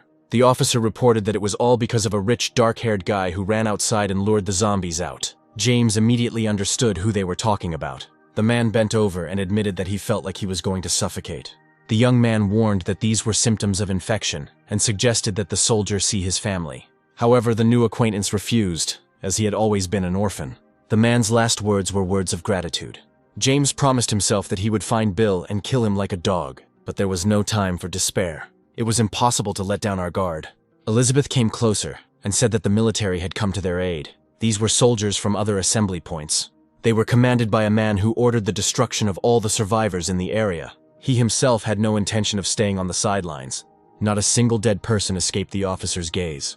One by one, the zombies went to hell. Unfortunately, there were many surviving dead people, and they crawled out of the most unexpected places. However, the commander's skills were sufficient to avoid getting hurt himself and to help his subordinates. The monster, which the colonel was able to restrain with his elbow, was eager to fight, and it seemed as if the zombie was about to fulfill his wish. But the man was more agile and faster. Having knocked the enemy to the ground, the commander shot him in the head. The main problem was that the number of monsters was increasing, and they were not allowing you to reload your weapons. The colonel decided to simply defend himself with the barrel, since it was strong enough for this. One zombie still managed to get close to the man, but another man noticed this and dropped his weapon. Teresa's father intercepted the sword, and then he immediately moved into action. When everything was finished, the colonel turned around and saw his assistant. James thanked Mr. Rhodes for his assistance and quick response. Placing his hand on the boy's shoulder, the man acknowledged that the younger generation was breathing down their necks. Liam asked the guys to leave the rest for them and to go to the shelter themselves. Without thinking twice, the guy agreed, and running away, thanked him again for his help. As the young people approached the point, they saw a helicopter. James assumed that someone had come to their rescue. Having run into the shelter, the hero first of all asked where Bill was, and then the guy noticed Teresa's injury. The girl hastened to calm him down, saying that she tried to stop Bill from escaping and received a scratch. James realized that the bastard was running towards the helicopter and decided to catch up with him, no matter what it took. After some time, our hero found the villain, who was confidently running to the roof. It was clear that the guy was barely coping with the dead people pursuing him. Having dealt with his pursuers, the young man ran out onto the roof. He waved his hands joyfully at the helicopter circling above the building. A few seconds later, the person inside threw the ladder out. It turned out to be Bill's father, asking his son to hurry up. The guy had already started climbing, but then something caught his attention. At this time, James ran up to the building. This fact lifted Bill's spirits, and he asked his father for a couple more minutes. Our hero confidently ran through all the obstacles and headed towards the top of the house. As he approached the exit, the young man saw someone's shadow there. He realized that it was Bill who had decided to make a feint, but he was too stupid for such a trick. At this time, the scoundrel heard footsteps and began to act. However, there was no one around the corner. This made the guy feel confused. James took advantage of this and sneaked up behind the traitor, and then offered to feel the zombie's bite. This was followed by a light push in the back, after which Bill flew into the company of those who had gathered there because of him. The boy screamed desperately, hoping to evoke sympathy in James. But this was not a man to be pitied, and our hero understood this. Bill's father watched this whole situation and called for his son with all his might. Realizing that his boy was no longer alive, the man grabbed his weapon. He wanted to make the impudent man pay with his life for what he had done. James barely managed to jump back from the bullets fired by the rich man. The man gave the command to the pilot, and the helicopter began to circle around the roof. After a couple of minutes of futile attempts to find the boy, luck finally smiled on the hunter. Here he fired a new burst of bullets. However, the young man possessed superhuman agility and was able to dodge again. James prepared his weapon and warned that he did not want to fight the man. But since he himself insists on this, the guy has no right to refuse. A precise wave of the hand and the sword hits the helicopter blade. The pilot warned his superior to evacuate because the plane was out of order. Taking the parachute from the worker's hands, Bill's father looked angrily at the boy. In his mind, the man had already come up with several dozen ways to avenge his son. All this time, a fierce battle was going on at the shelter. The results were reported to the colonel. The liquidation was completed successfully. Mr. Rodez glanced at those present and ordered them to go and count the surviving people. At that moment, Victor Blackwood came up and started yelling something about the soldier's inability to protect his son. The man demanded that the offender be brought here within 3 minutes. Otherwise, he would no longer sponsor the supplies. As if expecting these words, James came out from around the corner and announced that there was no need to look for anyone. Victor got angry and promised that he would definitely make the guy regret his birth. But then a crowd of people poured out of the shelter and began to demand that the rich man leave James alone. Teresa said that Bill was harboring zombies at the collection point, and all the horrors that happened were his fault. Elizabeth echoed her friend's accusations and said that if it weren't for James, many more people could have died. The girl's words got the crowd going, and everyone started talking about Bill's inhumanity. Victor didn't like this pressure. Realizing that the people were unhappy, he asked only for the right to kill James, for which he promised to increase supplies 5-fold. These words dampened the fighting spirit of the shelter's population, and timid proposals to agree to the conditions began to be heard from all sides. Inspired by the shouts, Victor pointed his pistol at the hero and asked the colonel to order the soldiers to attack. James's expression changed abruptly, thinking that all this time he had been defending an unprincipled flock of sheep. The young man told Blackwood that his methods were admirable. Turning away, the guy said that he now finally understood how rotten this place was. The major, turning to Liam, demanded that he do something about the troublesome boy. The colonel expressed his attitude to the man's words with one action. Rodez said that everything that was happening was the fault of Victor's son, and if it weren't for James, everyone would be dead. Teresa's father said that if the rich man did not double his supplies, he would immediately end up among the dead. Observing all this, Elizabeth told her friend that she was going to leave with our hero. Her wish was supported by Teresa and Grace.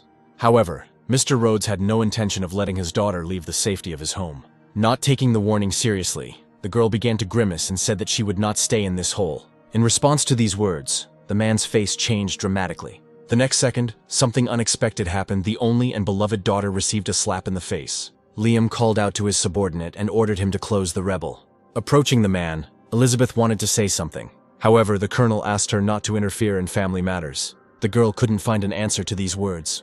Moving towards Grace, the beauty said that every family has skeletons in the closet. When officers approached Teresa, she did not let them grab her.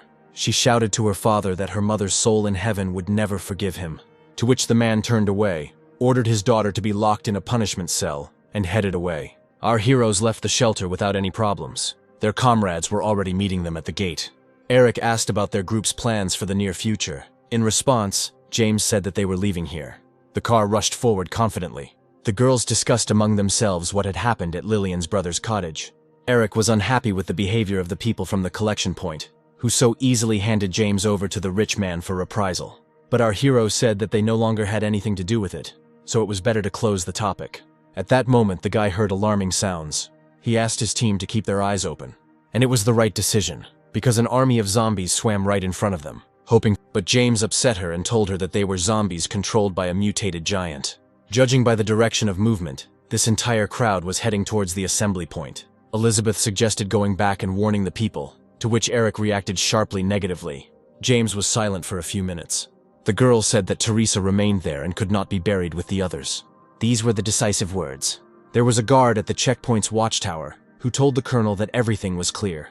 But this situation changed in a matter of seconds. Not believing his eyes, the man pressed his sights to the scope and pointed it towards the crowd. Convinced that his thoughts were correct, the soldier sounded the alarm.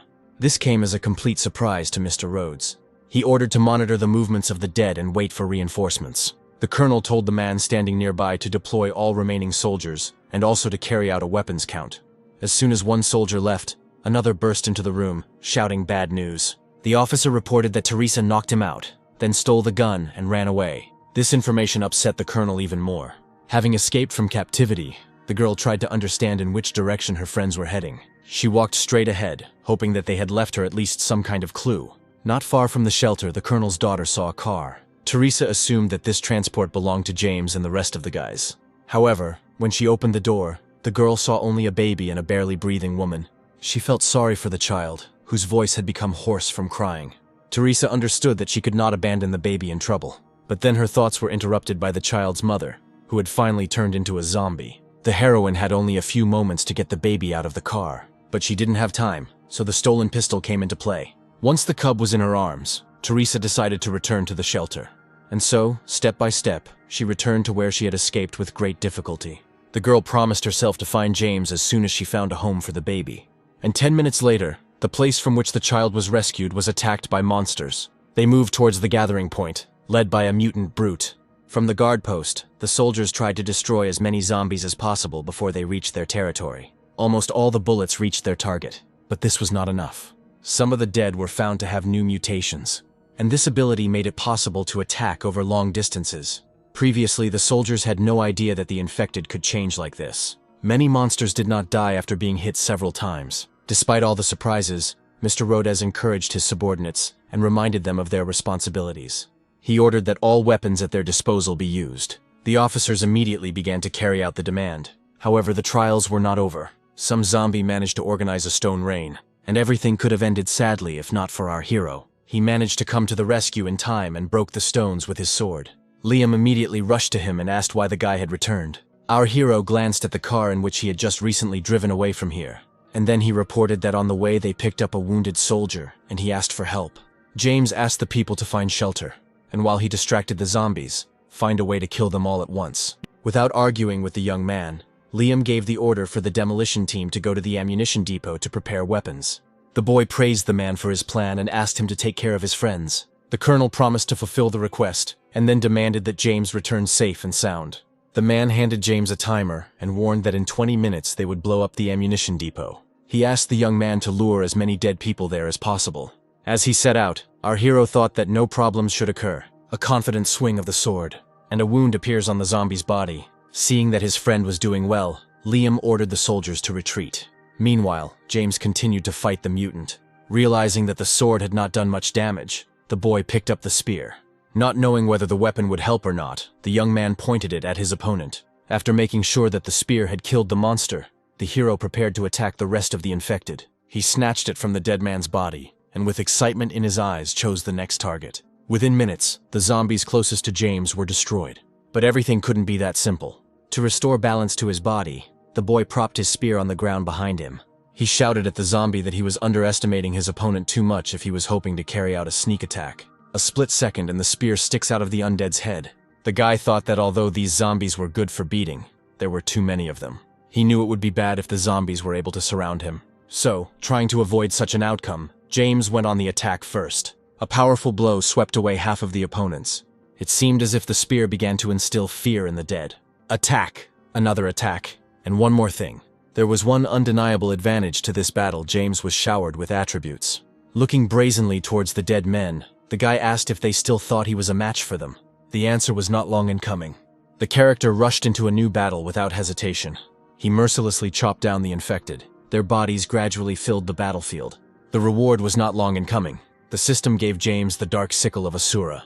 Not far from her friend, Teresa came out onto a small hill. She was surprised at how quickly the new wave of the dead arrived, and began to think about a way to pass through here unnoticed. And then, looking closely at the deadly crowd, the girl noticed James. As if sensing the gaze, the young man turned around abruptly. Delighted at being noticed, the rebel waved her hand. Without wasting a second, the guy jumped towards her. Once nearby, James asked how his friend ended up there. In response, she explained that she had gone to look for the team, but along the way she had found a baby and decided to give it a home. Taking the timer out of his pocket, the hero realized that there were 10 minutes left before the explosion. The character quickly picked up Teresa and the child in his arms, as transporting them this way would be much faster. He asked the girl to hold the baby tighter, as they needed to hurry. There was a commotion among the friends in the underground shelter. Eric tried to calm Lillian, who kept asking where her lover was. And the colonel, standing a little to the side from the crowd, was examining something lying in his palm. It turned out that this was a photograph of little Teresa, for whom the man was most worried in the world. Suddenly the ceiling began to collapse. There were sounds coming from above, as if something was deliberately striking. The whole thing was that James, who was running away to a safe place, was being pursued by several giants. Lillian heard the guy's request to open the door and began to panic and ask those around her to do so. But then they fired towards Eric, who was closest to the entrance. It was Victor Blackwood, who with all his heart wished for James's death. Lily said that she was not going to listen to the rich kid, to which he shouted accusations at our hero. Pointing a gun at the girl, the man said that she could not expect a fairy tale rescue. However, the impudent man should not have expected a fairy tale rescue. Liam Rodez saved the shelter from a huge problem. And then the colonel ordered the guys to be sent in, since everything was ready to blow up the ammunition depot. But then James's cry was heard, saying that the situation had changed, and that it was not worth opening the door yet. Outside, the situation was getting tense. The mutant who brought all the zombies here set up an ambush for James. The young man told Teresa to find a safe place for herself while he lured the thug to the warehouse. When the girl began to wonder how the guy himself would be saved, he ordered her to take the child and hide somewhere. Stepping forward, the hero tried to attract the zombie's attention and invited him to play tag. And the next moment, the guy turned around and ran away as fast as he could. Realizing that he had the dead man's full attention, James ordered Teresa to run. When the obstacle was removed, the boy informed the dead man that now only he was his opponent. As if understanding what was being said, the monster roared terribly. Our hero's mood was more serious than ever. The two opponents stood frozen opposite each other. The monster was the first to give in and go on the attack. James calculated the zombie's actions and confidently placed a block in front of him, after which the monster roared and kicked the ground. This action caused the ground around the zombie to become filled with cracks. Hoping that this had distracted the enemy, the dead man launched a new attack. But this only generated excitement and gave me strength. James ran, holding his spear forward. However, the weapon could not withstand the force of the impact. Looking warily towards the enemy, the guy thought that he would save the rifle for a more dangerous situation. Therefore, the choice fell on the dark sickle of Asura. The system reported that when using the sickle, the effect of the special cold attribute is activated, which inflicts freezing. The young man was confused by the fact that the warning was red, but he decided to deal with it later. Realizing that there was no more time to delay, the guy rushed into battle. Teresa managed to run to the entrance of the shelter. She handed the child over to Eric and asked him to look after him. And then she immediately went outside, saying that she couldn't leave James with the zombies. The colonel saw his daughter's actions. Worried, the man tried to stop her, as he understood that the girl was superfluous in the fight against mutants. In response, Teresa stated that she could take care of herself, and was definitely not going to go to certain death. Meanwhile, on the battlefield, reinforcements arrived for the main giant. James, knowing that the lives of his friends depended on him, readily entered the fight. Although the young man was frightened by the number of opponents, he did not want to doubt his own strength. Moving from one dead man to another, the guy confidently eliminated the interference. Looking back, James noted that the cold effect was quite good. The hero's assistant hid behind a rock and decided to watch the fight. After some time, she chose a target and smoothly took aim.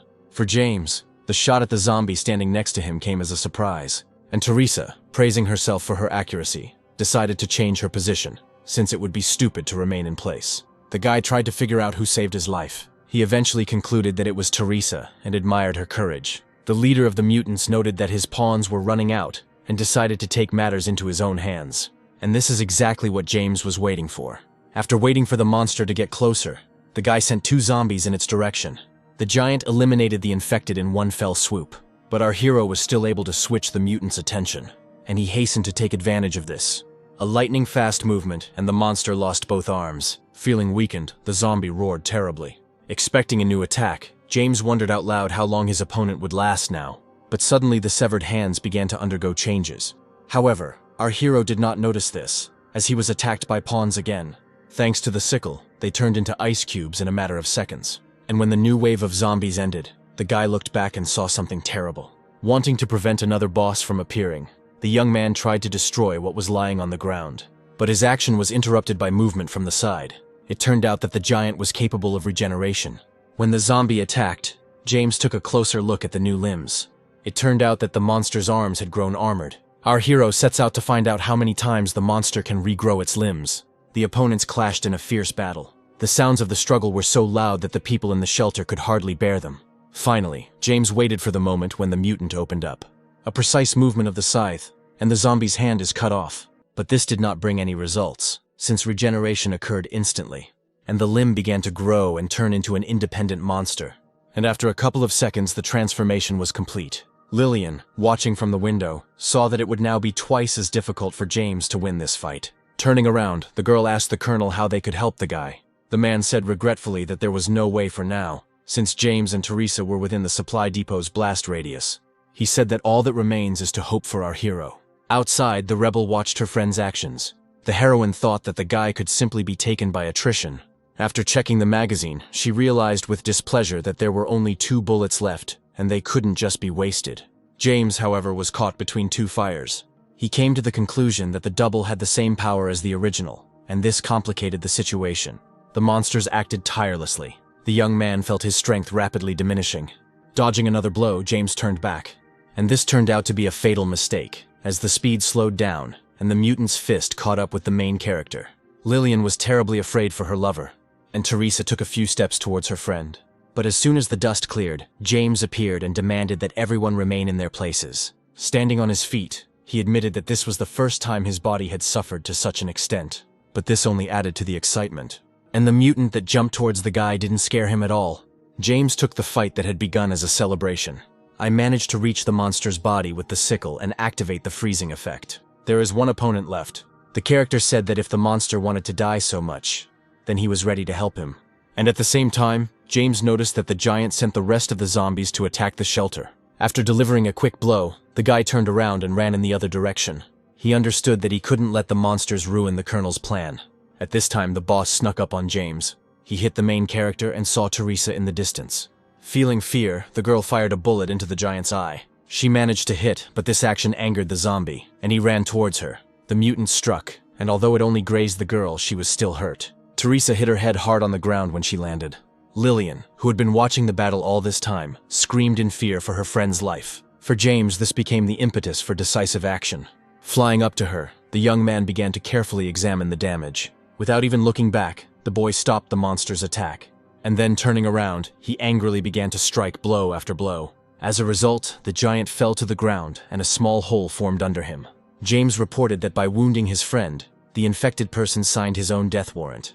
And although this was not the first attempt to win, it was different from the others. Anger and the desire for revenge spurred the character on. The guy said that before the mutant dies, he will give everything he has. A determined look and a hand raised in the air. James's hand pierced the monster's chest and grasped its heart. Jumping back, our hero was already 100% sure that this giant would never come back to life. The young man's attention was drawn to a bright blue oval of energy. He rose smoothly upward and approached the former loser's chest. The system reported that James has gained weakness perception. Within range, the ability reveals the location of enemy weak points. Ahead, the young man saw 2 dead men, and signs seemed to glow above their heads. Both zombies belonged to the normal class, and did not have the highest indicators of strength, speed, and intelligence. Realizing that the opponent's stats were negligible, James attacked. With one blow, the guy destroyed both infected. But then a zombie boss who had an elite class was resurrected. The value of the monster's attributes was much higher than that of the main character. However, this did not frighten James, as he knew the enemy's weak spot very well. Jumping on the mutant, the guy called on weakness perception, and immediately a mark appeared on the monster, indicating where to strike for greater effect. Attack! But the zombie managed to block the attack. Smiling evilly, James promised that the infected would no longer be able to evade the blow. A dash forward. 2 powerful forces met, and neither gave in to the other. But our hero's rage was stronger. The monster roared loudly. But it was not just a roar, but an unspoken order. The boss directed the entire crowd of his pawns towards the unconscious Teresa. Realizing that he was far away, James risked not being able to help his friend in time. With no more room for error, the boy attacked his main opponent. Having frozen his head, the protagonist ran on, promising the monster that they would continue their conversation. On the way to the girl, the young man no longer paid attention to the crash of the body that fell to the ground. A split second later, James found himself in front of the crowd, which was confidently approaching the helpless Teresa. He took out the first row of infected with freezing, and then the people who broke out of the shelter couldn't stand it any longer and said that they were rushing to help the guy. The colonel shouted for no one to rush forward and took 15 men with him to the ammunition depot. The soldiers began firing to buy James time. Thanks to the defeated monsters, the main character gained experience, but it was not as much as he would have liked. Gradually, the ordinary dead disappeared, but the main mutant was able to free himself from the icy shackles. This meant only one thing: it was time to destroy him completely. James began to swing the sickle quickly. Each blow had a specific direction, and all this was done to create an ice wave. When she caught up with the zombie, she froze his body completely. After some time, the fragment became covered with cracks and flew apart. The monster fell to the ground and showed no further signs of life. Even though it was difficult, James defeated the giant. It wasn't easy to beat the enemy, but he also dropped a lot of attributes. A crazy idea came to the guy's head: to breed similar monsters in order to receive rewards from them. But in the end, he rejected it. The soldiers' spirits were lifted when they saw that the main mutant was no longer there. James also received a restorative potion in his inventory, which heals non-fatal wounds. The guy decided to give the medicine to Teresa, since she had some credit for defeating the big guy. And then the colonel called the young man, ordering him to go to the bomb shelter. James's gaze fell on his friends, and he saw their characteristics, and the most deplorable ones were those of the rebel. The guy ordered them to go to shelter, promising to deal with the remaining zombies himself. Looking angrily at her lover, Lillian said that she would wait for him in the shelter. Smiling radiantly, the young man asked the girl not to worry, and then, turning to the infected, he joyfully began to call them to him. He asked if the monsters thought he was tasty. Judging by the zombies' faces, they thought it was the most delicious thing on the planet. And the former people ran towards him, as if they had been waiting for such words. The protagonist activated weakness perception, and realizing that everyone had the same weak spot, he struck it with a sickle. James reduced the number of dead with each swing of his weapon. He realized that such a trifle no longer posed a threat to him. At this time, another giant approached the ammunition depot. As if someone had told him about the colonel's plans, he began to try to get inside. After a couple of minutes, the zombie managed to break down the door and was given a warm welcome inside. The soldiers realized that they could no longer hold off the enemy, and they communicated this by radio. Through the crack in the door, people saw another wave of zombies approaching them. The officer monitoring the situation assumed that James had failed, but turning his gaze slightly to the side, he realized that something was happening in the crowd of zombies. Having increased the zoom, the man reported that the guy was fine. James knew that if he was late, Commander Rodez and his soldiers could be in serious danger. Having finished with the small change, the young man approached the giant and immediately saw his weak spot. Without wasting any time, the boy swung at the infected man and cut his back with the sickle. The monster roared loudly and then closed its eyes forever. The colonel's personnel watched everything that was happening with horror. Throwing his weapon over his shoulder, James reported that the mission had been completed and that all zombies were being directed in that direction. Upon hearing the report, the man shouted for everyone to head to the bomb shelter. 5 minutes later, a bright glow from the explosion rose into the sky. A terrible roar was heard throughout the entire area, and the number of infected people was decreasing. Teresa received medical attention. Liam, seeing that James blamed himself, asked him not to do this, because if it weren't for him, everyone present would already be dead. In response, the guy handed over a bottle of medicine and told her to give it to the girl. The man began to look at what was offered with surprise. The hero admitted that it was a fast-acting medicine that he found in an abandoned supply vehicle. The colonel wasn't stupid and knew there were no cars nearby, but he trusted James and wasn't going to argue with him. Liam narrowed his eyes and admitted that he had previously been biased against James and apologized for it. Standing up, Mr. Rhodes began pouring medicine into his daughter's mouth, and then thanked the boy for the chance to recover. James, who saw people's stats, noted how the girl's indicators went up, but suddenly the system reported that for an ordinary person, Teresa had super powerful physical strength. The main character was perplexed by what was happening, but he couldn't share it with anyone. And the next moment the rebel opened her eyes. The colonel immediately rushed to her and began to anxiously ask about her health. Suddenly, the system hid all of the girl's characteristics from James. Meanwhile, Teresa looked at her father with incomprehension, and the next moment she pushed him away and asked who he was. The girl demanded that the man move away from her, since they were strangers. Liam shockedly stated that he was the victim's father. Wanting to somehow defuse the situation, James leaned forward a little and said that Teresa might have memory loss due to severe shocks. And then, as soon as the girl saw the main character, her pupils dilated, as if she saw a deity. Forgetting all her ailments, Teresa jumped on the guy with hugs. A strange comparison for the events that were taking place popped into the colonel's head. When the rebel got rid of her victim, she asked if he was James Garden. The boy's eyes widened in surprise and he exclaimed that his memory was returning, then pointed his finger towards the colonel and asked who it was. Having hugged the hero, Teresa declared that the person standing in front of her was a bad person. James tried to calm Liam down by reminding him of his daughter's head injury. The young man offered to leave the girl with him temporarily, promising to ensure her safety. With a heavy sigh, the colonel admitted that this was the only correct option. The next day, Mr. Rodas once again offered to let the team stay with them and head west. But James refused, as he wanted to find traces of his parents and save them. Resigned, Liam asked the boys to call him via satellite phone if the need arose. To avoid wasting time on a long goodbye, the young people jumped into their cars and quickly started them. The shelter's inhabitants saw the heroes off with joyful cries. When Eric suggested staying a little longer, James shook his head and said that it was not necessary. The guy thought to himself that in the current circumstances, the aura of honor would only become a burden for him. Half a day later, the group decided to get out of the cars to stretch their legs. Eric, without wasting any time, checked the house next door and reported that it was clean. Seeing the wary looks of his comrades, James called them to him, informing them that they would make a stop here. Grace said she could cook dinner for everyone if the local cuisine was suitable. After some time, Eric approached James and said that this house was perfect for defense, and why the residents left it was unclear. The hero suggested that they might have gone in search of their family members. And then the guy reminded them that despite the times they live in, they should maintain their humanity. But he didn't finish the sentence, since everything was clear. Grace kept her promise. The entire group admired the dishes and tried to fill their stomachs to the maximum. Meanwhile, night fell outside the window. One mutated infected appeared on the street. But then angry animals appeared on the horizon. Oddly enough, they were also infected. Despite the fact that there was the same zombie in front of them, the monster knocked it down with its huge horns. The sounds outside attracted our company as well.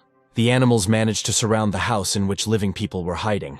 Eric looked out the window and reported that they had another problem. Watching the mutants slowly make their way into the courtyard, James said that they were here for their souls. The former bandit suggested hiding in the basement and waiting until the animals went away. Standing frozen at the door, the guy told everyone to get ready, because the fun was about to begin. Suddenly, the infected's head appeared in the open window. Teresa, so as not to attract the monster's attention, covered her mouth with her hands. It seemed as if the buffalo did not see people and was guided only by smells and sounds. But suddenly Tobias, coming to the window, told James in a loud voice that these animals were not so smart. And this was precisely the mistake. The boys realized that now a battle could not be avoided. Hearing the call of one of the herd, the rest of its members rushed forward. The entire group scattered, hoping to finish off the infected if possible. And the mutants were already inside. Eric and Tobias, having grabbed machine guns in their hands, had already entered the battle. Fragile Lillian began to fight with a sword. But suddenly a huge buffalo approached her from behind. Elizabeth immediately came to the girl's aid and destroyed the danger. Running up to her friend, the girl from an ancient family praised her for an excellent attack. Eric fearlessly single-handedly destroyed the mutants closest to him. James casually noted the coherence of his comrades' actions. And then he immediately began to fight, because he did not want to lag behind his friends. He mercilessly chopped down the monsters, forgetting about controlling the rest of the group. And as it turned out, it was in vain. Teresa was in danger, but then a bullet hit the buffalo's head and killed him. The colonel's daughter received assistance from Grace, who managed to get her bearings and make an aimed shot. Teresa, without thanking the girl for saving her, threw herself into James's arms with hysterical screams. Grace noted the fact that the rebel had too much speed for an ordinary person. Our hero noticed this too, but when he tried to call up the girl's characteristics, the system again refused to show him the numbers. 2 hours later, a small group was able to destroy an entire herd of mutated buffalo. James, after looking at his stats after the battle, came to the conclusion that his stats were now growing too slowly. When all the friends gathered nearby, the guy praised them for their excellent coordination in their actions. But then his attention was caught by a flash that occurred not far from their location. The system gave our heroes a nice surprise. It turned out to be the fire unicorn, whose fired projectiles have a fire effect and a double-shot function. James decided to give the machine gun to Eric and heard someone calling him from behind. It turned out to be a small group of people who thanked him for saving them. The boy rushed to the old man who was in front of everyone and began asking him to get up from his knees. In response, a local resident said that buffaloes had taken over their village and were eating one of them every day. People were surprised that such a small group was able to save them from a deadly threat. After all, if it weren't for James and his friends, everyone present could have soon died due to supplies running out. Our hero looked at those around him with sadness. Turning around, the boy ordered Eric to bring some of the supplies and give them to the residents. The man tried to object, but in response received only a menacing repetition of the request. Having received boxes of provisions, the villagers could not believe their luck. But then the old man looked up and saw that they had not been given everything, and this thought did not give him peace. However, out loud the elder only thanked him for the help provided, trying not to reveal his envy. James didn't notice anything suspicious, and, after saying goodbye to the people, said that it was time for them to return. That same evening in a temporary shelter, James slept peacefully, hugging Teresa. But the sleep was light, and hearing rustling sounds in the street, the guy opened his eyes. At this time there really were guests at the house. The same old man who was helped in the morning said that he informed the local gang about this gang. In exchange, the bandits warmed him up with food and let him use the girl. The scoundrel didn't think we were doing anything wrong, as he was worried about the amount of supplies our heroes had. James, who saw the people from the window, jumped to the ground and immediately approached them. Realizing that they had been caught off guard, the deceiver began to apologize. He immediately came up with a version that he had been talking with a friend about the ceremonial farewell they wanted to arrange for the hero. Surprised, the young man said that there was no need for this, and asked the villagers to go home for their own safety. Delighted that they were so easily believed, the men did not linger. But they didn't see the suspicious look the guy gave the guests as he said goodbye. The next day, the convoy moved on. Eric couldn't stop thanking his boss for the excellent weapon. But then there was a shout to stop, as there was a gas station ahead. The guys decided to split up and search everything here for anything useful. The former bandits approached the truck with boxes and immediately climbed inside. What he discovered surprised Eric. The boxes were filled to the brim with food. Lillian wondered out loud at the amount of food that was lying unattended at the gas station. Glancing to the side, the guy saw a landing sign. Elizabeth's cry came from above, announcing that she had found the weapons that had been airdropped. This news left James even more confused. But then the understanding of what was happening slowly began to dawn on him. The young man told everyone that it was an ambush. And at that very moment, a burst of automatic fire swept through the truck. The men inside jumped out and ran for cover. Eric, noticing the boss nearby, called him over. The comrade noted that the enemy had too much combat power and asked what they would do. Suddenly, someone from the western side also opened fire. Dodging the gunfire, James reported that they were surrounded on all sides. Our hero used swords to protect himself from the bullets flying at him. Turning around, he told his friends to run towards the supermarket while he drew the enemy's attention to himself. Left alone, James suggested that people with guts come out to him. But in response, a shot was fired from a nearby building. However, the enemy revealed himself in this way. The guy swung and threw the sword into the window from which the bullet had come. When the attack stopped, James realized he had hit the target. He ordered his group to go inside. But then a new attack began. The young man confidently deflected the bullets flying at them. Jumping high into the air, the guy flew into the building through the window. And then he was immediately surrounded. Feeling the tension inside, the hero activated the weapon in his hand. With one wave of his hand, James was able to scatter all the participants of the attack. Looking in shock at their frozen hands, the men could not understand what kind of weapon was used against them. But then a male voice was heard asking James to lower his weapon. A stranger came out from around the corner and asked if our guys were Cooper's people. The guy asked why they first opened fire and then started talking. The man said they had mistakenly identified them as one of 4 factions that were after a shipment of ammunition. James asked if this meant that the shooters from the west did not belong to the stranger's gang. After some time, the man said that he was the chairman of the Damien Cross concern. It turned out that, besides them, there are 3 more groups that are baring their teeth at the dropped ammunition. The Donggong holds many girls captive in their territory, and Zhuge is a security firm for the transport. Damien's windows overlook the territory of the Triad, which has a ferocious disposition, but nothing has been heard from them lately. The man said that he was ready to give the weapon to James, but the hero said that he was not ready to trust the gang leader so quickly, and asked to be taken to Dunn so that he could verify what was said. Having approached the desired building, the young man immediately entered inside, and what he saw inside was very shocking. The girls were kneeling on the floor, and a bunch of scum were watching them from the balcony. Each captive had a bowl of food in front of them, and none of them had cutlery. Second floor of the warehouse. The 2 beauties asked if the bandit was satisfied with their recent service, to which they received a positive answer. Dunn hugged the girls one by one and admired their appearance. And then he said that after long games he starts to get tired of it all. Looking up at his subordinate, the man asked why the chicks from the motorcade weren't here yet. A gang member promised to check out the situation, but behind him came an order not to touch the Hummer, which the leader had taken a fancy to. However, the pawn didn't even have time to run out into the corridor. James came inside and asked who dared to attack his group. Dunn, instantly angry, shouted in displeasure and asked why the strangers had broken into his territory. In response, our hero smiled and innocently said that he had come to demand an explanation for the recent attack. But the man said that he was ready to spare the guy's life if he left his chicks here and went away. Unwilling to tolerate insolence, the young man silently went on the attack. Shots were immediately heard from the enemy side. However, James had superpowers on his side. He gripped the sickle with both hands for convenience, and then he began to use it so confidently, as if the weapon were an extension of his hand. The bandit didn't understand where an ordinary guy got such skills from. When all the machine guns were frozen, the protagonist asked how their weapons were now better than an ordinary poker. But enemy reinforcements were not long in coming. The men rushed forward in a crowd, wanting to destroy the uninvited guest. James's friends came to his aid, and although they were not as strong as their boss, they also knew how to do something. Feeling that he was losing, Dunn rushed to the exit, promising his brothers to bring reinforcements. Eric chuckled and told James to go after the scumbag, promising to deal with the local riffraff. Watching the man go, the boy promised that he wouldn't go far. However, Dunn had no idea that his time was coming to an end, and the appearance of a pursuer behind him came as a complete surprise to him. Without thinking, the bandit opened fire on our hero, but this target was too clever to be hit so easily. The man decided to use the last trump card he had in reserve. Suddenly, a secret passage opened under the young man's feet. In a flash, James is flying down, realizing that he has nothing to cling to. Below, a crowd of hungry dead people awaited him. Above, the passage doors closed with a loud bang. Dunn was already prepared to celebrate his victory and looked at the hatch with triumph in his eyes. However, the joy was premature.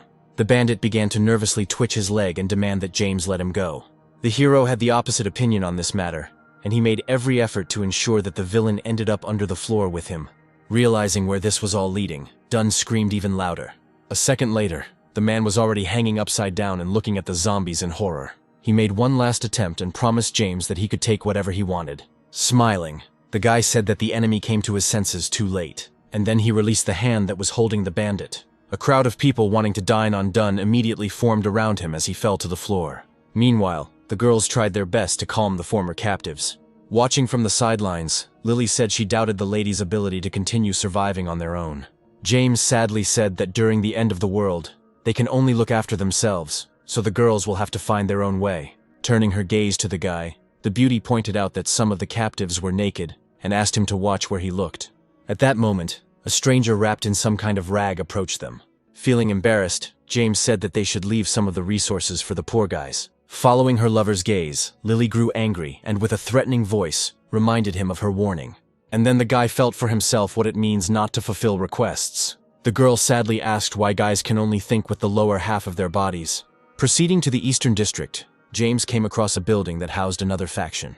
As he got closer, he heard women's voices asking him to stop. Without further ado, the guy kicked down the door, realizing that his help was needed there. But inside he saw something he didn't expect. The girls were kneeling before him and joyfully greeting him. They walked towards James, extending their hands towards him. One of the strangers, dropping the hero on the floor, asked him to enjoy her. The thought flashed through the young man's head that he was sleeping. But then one detail caught my eye. All the girls had collars with numbers hanging around their necks. This brought James to his senses and, moving back, he ordered the beauties not to touch him. Tired of the staged performance, the guy called on the gang leader, Zhugu, to show himself. The next moment, loud laughter reached the protagonist's ears. A skinny man emerged from the darkness and assumed that their guest was unhappy with the girls. Zhugu kindly said that James was a hero because he was able to finish off his mortal enemy. The young man assumed that the bandit wanted to bribe him with the help of these girls. Zhugu chuckled and said that this was a reward for victory and nothing more. Turning to the strong man, the man ordered that these women be killed and replaced with another group. Hearing what awaited them, the beauties fell to their knees and began to beg for mercy. James was surprised and asked why these people treated other people's lives this way. In response, the leader joyfully spread his arms and announced that after the end of the world, human life means nothing. The man said that if the guy joins them, he is ready to share with him everything that is here. With a sharp movement, Zhugu pulled one of the girls closer to him. And then he declared that he and James could become princes, and any skin would be at their feet. Raising an eyebrow, the young man asked if this was the bandit's goal. Without waiting for an answer, the guy said that he was not at all interested in such a life. The headman's face immediately changed. and he asked if the guest was sure he didn't want to act in a good way. James said he didn't want to be around people who did that to other people. Juga asked not to blame him for the lack of hospitality. The next moment, our hero and all the girls were covered by a huge cage. Suddenly, all the captives grabbed their throats and began to choke. James ran up to the bars and asked with displeasure what was happening to the slaves. The man said that they had been infected with a virus in advance and that they would turn into zombies any minute. And then the girls began to lose their human appearance. The strangers began to beg James to let himself be bitten, because in this case, the owner promised to give an antidote. Looking sadly at the future zombies, the guy said that they trusted the wrong person. Suddenly, he was attacked by a girl whose transformation had ended earlier than the others. The young man ruthlessly destroyed the danger, as he understood that there was nothing he could do to help it. And then James freed the remaining captives from their torment. Having dealt with the main opponents, the guy switched to the cage. Having got outside, the young man announced that all the bandits were finished. Frightened, Juga ran away, ordering his guards to finish off their guest. The men immediately opened fire on James, but they didn't expect him to be so fast. In an instant, the guy was able to reach the offenders and deal with them. Having made sure that no one would attack him from behind, the main character called him to him. Appearing on the stairs with a powerful weapon, the man answered in the negative. James chuckled and said that the bandit wouldn't be able to defeat him with that toy. But then there was laughter, and Juga declared that the thing was loaded with a signal flare smeared with blood, which would attract all the zombies in the area. The villain demanded that the guy free him, otherwise he would launch a projectile and none of our hero's company would be saved. The young man suggested testing which would be faster, his weapon or Juga's hand. But life had its own plans. The former captive sank her teeth into the bandit's neck, and he began to lose his balance. Unfortunately, the man's finger was on the trigger of the gun the whole time. A moment before the disaster, our hero noticed this, but it was already too late. The explosion and the scent of blood made the dead man turn his gaze towards where the people were. All the zombies changed their trajectory and headed towards the enchanting smell. Coming out onto the roof, James and Tobias saw a crowd of infected approaching. The protagonist said that it was too late to retreat, and that they needed to prepare for battle. Coming out to his new acquaintances, the guy reported the enemy's approach. Damien Cross was ordered by James to take all the girls and hide in a secluded place until further notice. The zombies were approaching the shelter. Part of the group of infected people passed by a fuel tanker. Tobias took advantage of this and shot at the car. The next moment, an explosion was heard, which thinned the ranks of monsters. Realizing that the enemy's numbers had dwindled, Eric led his men into battle. And a couple of minutes later, James joined them. He fought the zombies confidently, destroying them in groups at once. The fat man who was watching the fight from the roof was impressed by his boss's abilities. The sickle flew into the air and took the last of the life from the bodies of the dead. And although James destroyed enough infected, few characteristics fell into his piggy bank. Suddenly, heavy footsteps were heard from behind. It turned out that an elite fighter with impressive stats had joined the zombie army. The young man thought that this enemy must be capable. Meanwhile, the giant immediately went on the attack. Our hero barely managed to jump away from the place where the enemy's weapon landed. James understood that such a powerful blow could turn an ordinary person into a pancake. Wanting to help his friend, Tobias fired a burst of machine gun fire into the monster's back. But he managed to put his hammer forward and cover his body from wounds. The guy was surprised by the speed of the zombie's reaction. The monster decided to take revenge on the attacker and rushed to the gas station. Our hero couldn't allow this monster to reach such an important object. Bounce. And now our hero confidently flies up to the enemy, but then he immediately encounters resistance. The force of the mutant's blow sent James flying backwards and losing his weapon. The guy flew backwards into the back of the truck with all his might. The former bandits who were watching the boss were very afraid for his safety. And then the system reported that James had unlocked the ability Iron Bone. 1 hit, 1 improvement. The protagonist realized that he could improve after being beaten. Getting up from the ground, the young man confidently walked towards the monster. He beckoned his opponent with his finger, demonstratively throwing his sickle over his shoulder. The dead man did not keep us waiting long. The enemy brought his hammer into action and was able to knock James away again. But that was all our hero needed, as the system notified him of a new level of strengthening of the Iron Bone. The men did not understand why their comrade allowed himself to be touched. James returned to the zombie and reported that this blow was much weaker than the previous one. Since this infected person had a high intelligence, he understood the man's claim. The monster immediately decided to correct his mistake and attacked the impudent man. Even though the guy defended himself, he still suffered, and so the system raised the level to 3rd. At some point, Tobias decided that his friend had decided to die, but Eric refuted this theory. James continued to give in and increase his resistance to punches. After one of the next blows, the men began to doubt whether their boss was still alive. After the attack, Dust rose around the dead man and nothing could be seen. But it was all worth it, as James upgraded the iron bone to the maximum. Seeing that the man was still alive, the infected man growled terribly, and the guys were very happy that their comrade was okay. Iron bone makes the body invulnerable for a short period of time, lasts for 1 second, and is restored after 600 seconds. The process of acquiring the ability affected the hero's health, and he was transferred to the recovery chamber. Having moved into the capsule, James thought that if it weren't for this ability, today would have been the end for him.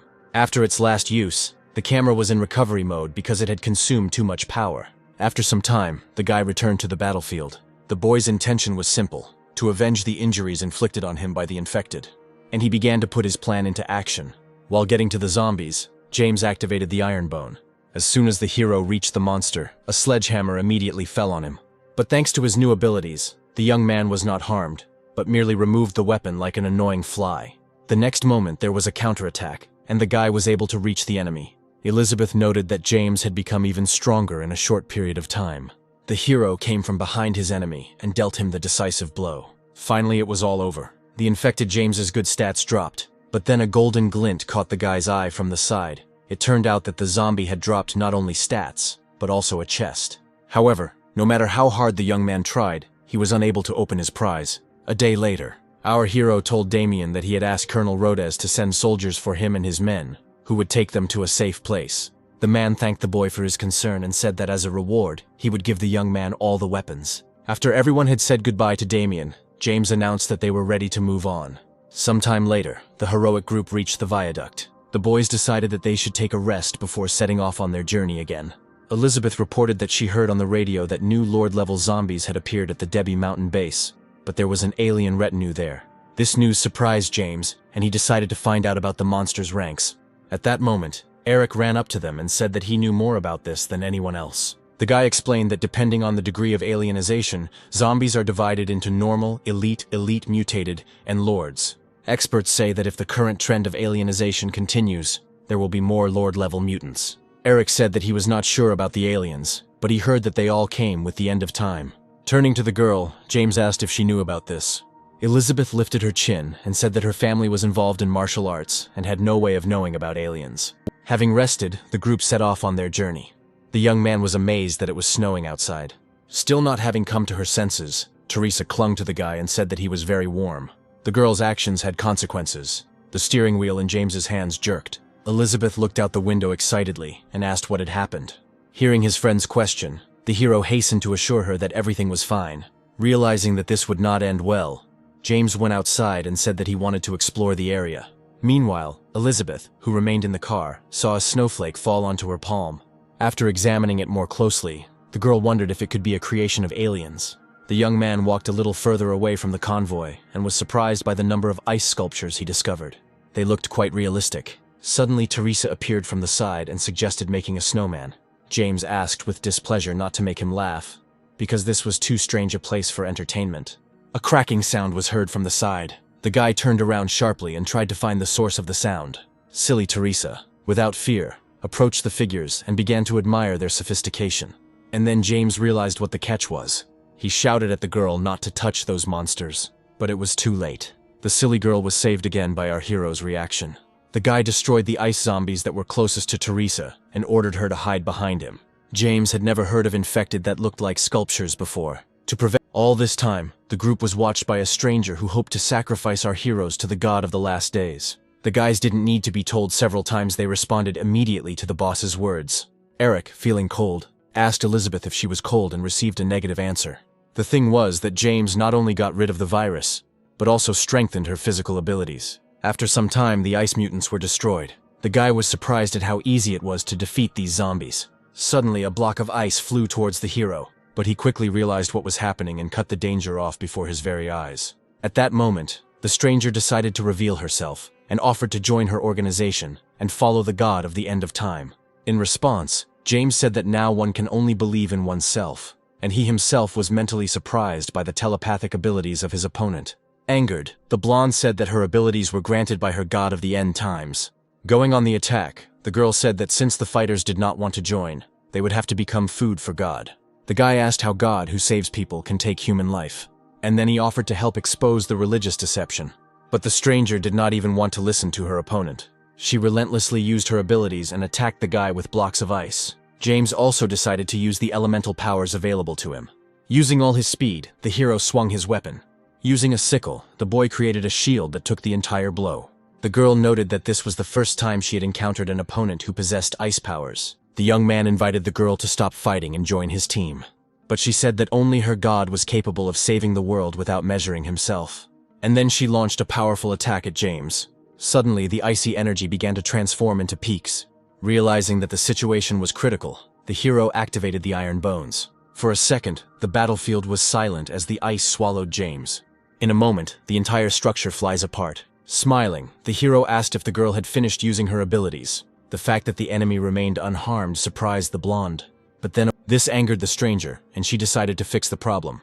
Looking sternly at the deceased, the girl said that she did not need to be told what to do. There was an unremarkable building nearby, but horrors were happening inside him. The man, standing in front of the huge infected, promised that Daddy would deliver fresh meat in a couple of minutes. Coming a little closer to his rival, James asked why she killed her companion. The girl admitted that if she were as soft-hearted as the guy, her companion would have killed her long ago. And the next moment she jumped up, wanting to continue the battle. Two forces collided, and neither gave in to the other. All this time, Elizabeth had been watching the battle, and the girl's silhouette seemed painfully familiar to her. And then she recognized her opponent as her sister, Mary Parker. She panicked and shouted to her friend not to touch the girl. The guy had no choice but to fulfill Elizabeth's request, and Mary glanced at her relative with displeasure. James's friend immediately ran up to her sister and tried to hug her. But the girl did not allow this to happen, saying that she did not have a sister. Feeling the blank stare, Elizabeth said it was her family's fault. This happened in childhood. Mary had the ability to control the powers of ice and snow. The family had no way to control supernatural powers, and Elizabeth did not dare teach her sister ancient martial arts. The girl was afraid that the baby would suffer because of her abilities and become a demon. Suddenly, Mary did not understand the family's intentions, left home, and has been missing ever since. Angered by her older sister's explanations, the girl shouted that Elizabeth was afraid of becoming weaker than her sister. While watching the relatives argue, James explained that the other woman had been brainwashed and had joined the cult of the god of the end times. There was another witness to what happened, the sniper who decided that Mary had betrayed them. He fired because he believed it would be fair to offer the traitor's death to God. But the main character managed to save the girl. Feeling her cheeks blush with embarrassment, the Ice Princess thanked the guy. Jumping up, he reminded his companion that there were still enemies here. The man with the scope couldn't understand where the ordinary guy got such speed from, and a crowd of followers of the cult of the god of the end times descended on our heroes. James felt sorry for the bunch of brainwashed people, but they left him no choice. The young man quickly dealt with the attackers, trying to awaken at least someone from zombification, but it was all in vain. Mary explained that the followers promised her even more power if she believed in God. James decided to look at the traitors and ask them for an explanation. Feeling angry at her sister, Elizabeth impatiently demanded to know everything about the cult. The man said that the god of the end of the world was beyond our company's reach, and that sooner or later they would be punished. And then he bit into a pill that contained a huge dose of poison. The heroes could only marvel at the extent of the cultists' brainwashing. James approached Mary and asked about the number of people in the organization and their boss. In response, she said that there were about 200 of them, and the boss was the divine ambassador. That same night in a safe place, lying on his bed, James thought about how ridiculous the doomsday god religion was. Suddenly, the door to the room swung open. The guy asked Mary what happened. Blushing, the girl explained that she had learned from Elizabeth about a secret that could strengthen her. The young man was shocked by how much the sisters told each other everything. He began to worry that if his abilities became known, he would become a toy for girls. James said that he could help Mary, but she would have to keep it a secret. Overjoyed, the new girl promised not to tell anyone anything. The guy asked if the girl was ready, and received a positive answer. He tried to relax the ice cube as much as possible. And then he fulfilled her request. After some time, the young man asked how Mary was feeling. Seeing that he had confused his friend with his question, he asked if she felt stronger. Having come to her senses, she decided to test her abilities right away. However, there was only a quick flash, and then everything disappeared. James decided to check the data through the system, but it also showed nothing. The guy said that this was the first time he had encountered something like this, since everything had always worked before. The hero suggested that this was not enough, and perhaps it was worth repeating again. After his second attempt, James said he tried really hard this time. The girl said that the guy would have to protect her until his strength returned. The hero quickly agreed to this, and then asked to be taken to the location of the sect, which is what Mary did the next day. She said that this was one of the meeting places for the attack group. James asked if the god of the end of the world was hiding here, but they didn't have time to answer him because they were attacked from the entrance, and the group had to enter into battle since no one was going to resolve the issue amicably. One of the followers began to urge Mary to surrender and become food for God. At that moment, the bullet finally reached our heroes. The bullet flew through Teresa. This angered James, and he began to deal with his opponents with twice the ferocity. Having eliminated the threat, the guy ran up to Teresa, and having made sure that the dream was alive, told her that she needed help. A new girl approached the guys and said that she knew a thing or two about medicine. While unconscious, the girl kept calling for James. The guy came to visit his friend and asked Mary how she was feeling. Elizabeth's sister said she was able to stop the bleeding from the bullet, but the victim requires treatment at a nearby hospital. The young man doubted the existence of a hospital, since human life is now cheaper than paper. Hoping that his medical camera could help, James asked Mary to support the wounded woman for another 3 days. The comrades who approached reported that there were no traces of the sect in the entire building, but Eric saw several people heading to the factory nearby. This news encouraged James, and he said that they should check everything out. An unknown man tried to escape from ice monsters. It seemed like they were about to catch up with him, but suddenly the infected stopped. They growled angrily, but made no attempt to approach the man. This scene was also observed by the guys who did not understand why the dead men did not finish their work. Meanwhile, the fugitive approached the guards, who were in no hurry to let him through. One of them asked the man how he survived the end of the world. Throwing his hands up, the man said that he dedicated everything to the god of the end of the world. This was the code phrase after which the sectarian passed inside without any problems. Our heroes also decided to try their luck, and approached the men and said that they were new, but could use code words. They looked at the sentries with all seriousness, waiting for the control question. But the question was different. The guard demanded to name 3 oracles of the god of the end of the world. There was only silence in response. Eric asked with displeasure why the code word had changed, and James tried to justify their ignorance by saying that they were new, and only knew the answer to the question of how to survive at the end of the world. The servant said that people who do not know the names of the oracles do not have the right to enter the Holy of Holies, and ordered them to leave. After moving away, the guys conferred and decided that in this case they could only use force. Sometime later, having dealt with the guards, the young people began to wonder what kind of security there might be inside the building. James headed inside and asked Erica to meet their group at the other entrance. The divine messenger preached to the followers of the god of the end of the world. The crowd furiously repeated the name of their deity, and the hero, observing everything from the side, was surprised at how easy it was to deceive people. Meanwhile, the man announced that it was time to choose the next victim, but this did not frighten anyone. Each of those present was ready to give their body to God. James liked what was happening less and less. The Lord Envoy roared that now they all needed to hear the voice of their creator. And the next moment it was as if something hit the wall and pieces of concrete started flying off it. Our hero was surprised by the monster's power, because even the zombies found outside were afraid of him. The sectarians asked the man what the god of the end of the world says, and the light fell on the young girl, and then the messenger announced that the choice had fallen on her. This made the monster's future victim happy, even though she realized that these were her last minutes. The chosen one was escorted into a room where her hands were tied and she was forced to her knees. A few moments later, a huge inhuman leg appeared from the darkness. The people standing nearby were hit by a wave of force, and they barely managed to stay on their feet. The owner of the leg was an infected person, fattened to an unimaginable size. The victim looked in surprise at the one she had been worshipping for some time. The monster roared again, dousing the cultist with a wave of sound and the stench that emanated from its mouth. The girl, feeling fear creeping up on her, asked God to enjoy her body, and then James appeared in front of her, who could not allow a stupid death. The guy said that this is not God, but an elite zombie who has the ability to create a powerful sound wave. Our hero urged the stranger to take a closer look at what she considered a deity, and then he ordered her to run away. The system showed James that his opponent was strong enough and that defeating him would not be easy. The guy attacked his legs first to make it harder for the monster to get to him. The blow reached its target, but the answer was not long in coming. The guy realized that the monster had a wide range of attacks, and getting closer to it would be difficult. However, this did not make him give up. The infected noticed the enemy and overtook him with a sound wave. At that moment, someone opened fire on the monster's leg. It turned out that some guys came to the rescue and were able to get through the sectarians. The young man explained about the sonic attacks, and then asked to distract the zombies. The former bandits immediately began to carry out the boss's orders.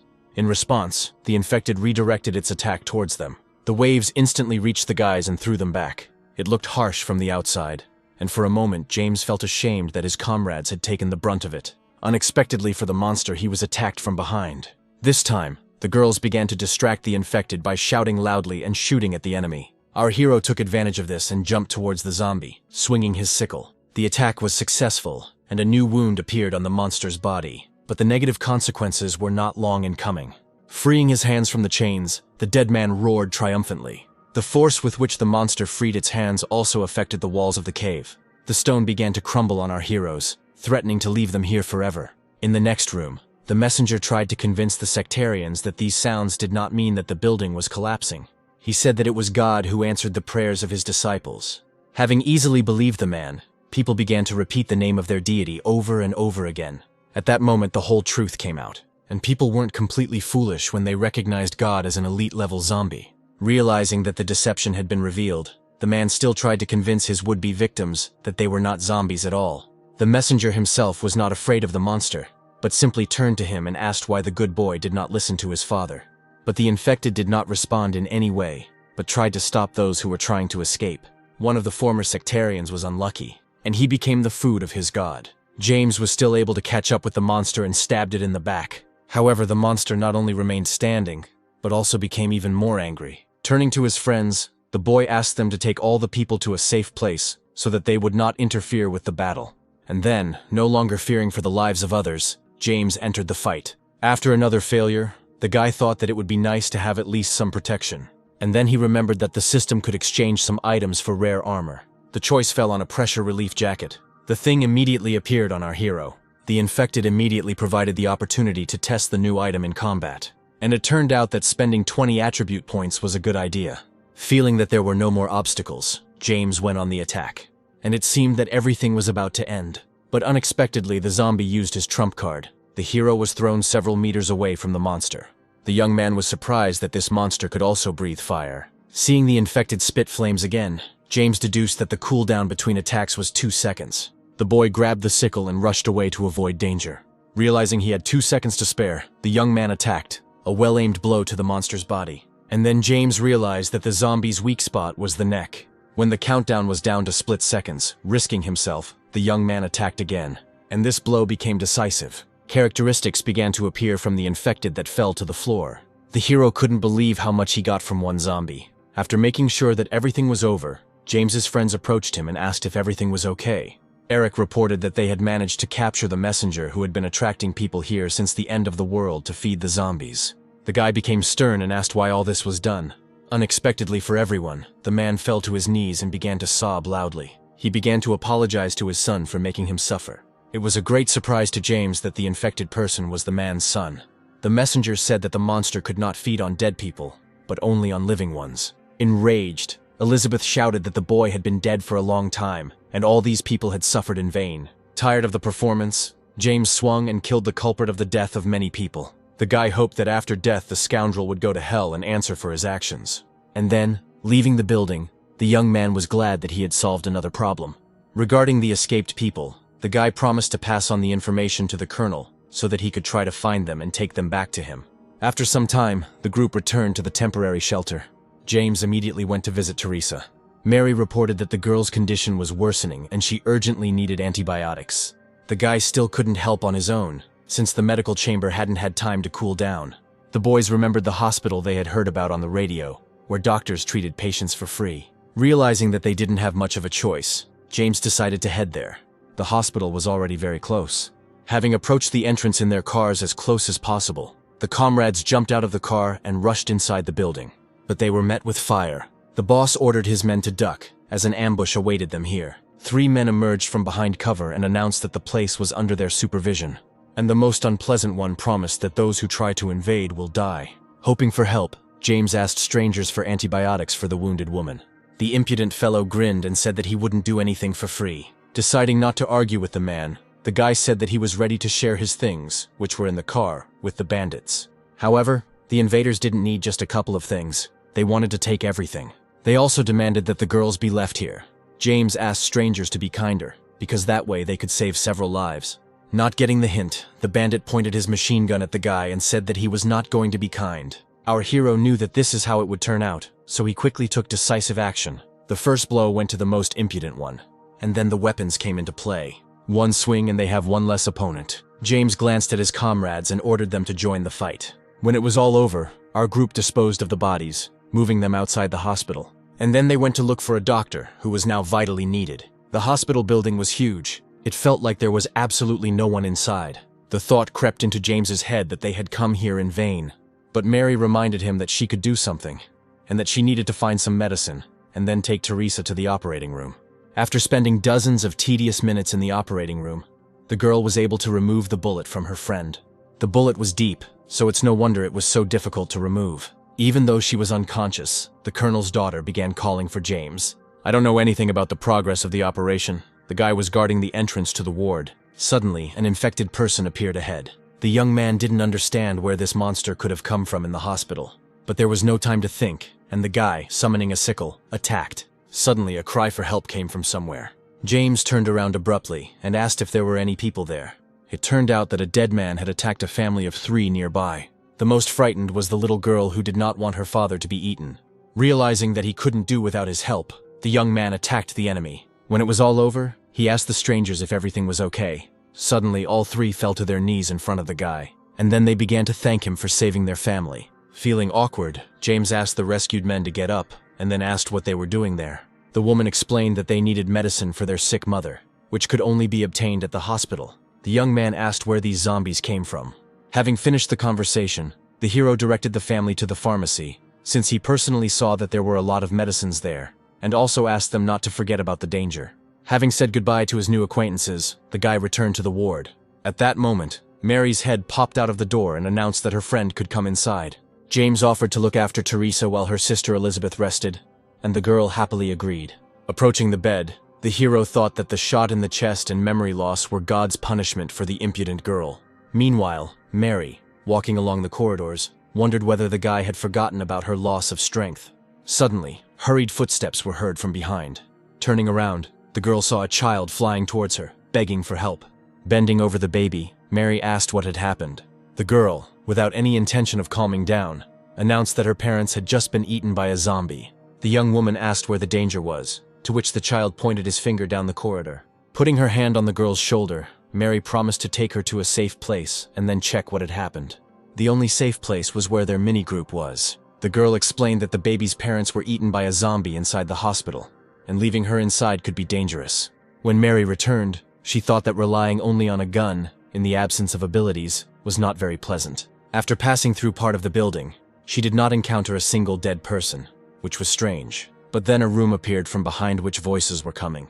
Opening the door slightly, the girl slowly glanced around the room. Standing at the operating table was the man she and James had been trying to find some time ago. The doctor. Looking sternly at the guest, the man asked why she was here. Pointing a gun at the stranger, Mary demanded that he remove the sheet from the man lying on the couch. The doctor explained that there were 9 nearly dead zombies lying here, which he had brought for examination. Covering her nose, the girl said it was disgusting. As she turned around, she advised the man to touch the dead less often. Suddenly, the man jumped towards the beauty. However, Mary noticed this in time and opened fire on him. But he was able to dodge the bullets with one dexterous, inhuman movement. And then, having reached the girl, he pressed her to the floor. The doctor's eyes widened and he declared that the caught one looked delicious. The captive tried to escape from the grip, but realized that the madman was too strong. Mary peacefully asked the doctor to get off her. However, in response, the pervert stated that he let that girl go, and it was worth it, because she brought such an appetizing victim. Sister Elizabeth got tired of listening to the stranger and had to hit him between the legs, but he didn't react to this and warned that he was going to eat the one he caught. At this moment, an unforeseen circumstance intervened in the pervert's plans. James burst into the room and attacked the madman.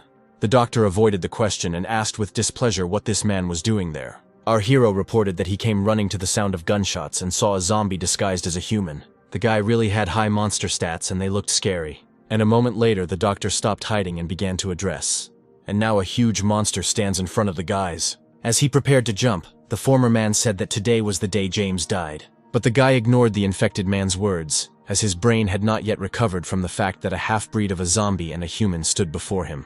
Feeling the attentive gaze on himself, the monster, showing off, declared that his body was amazing. He said that after work he was busy fusing the genes of a zombie and a lion, and became a hybrid zombie. And thanks to radium, The doctor was able to attract a constant flow of people to the hospital on whom he could experiment, and some of whom he could even feed on.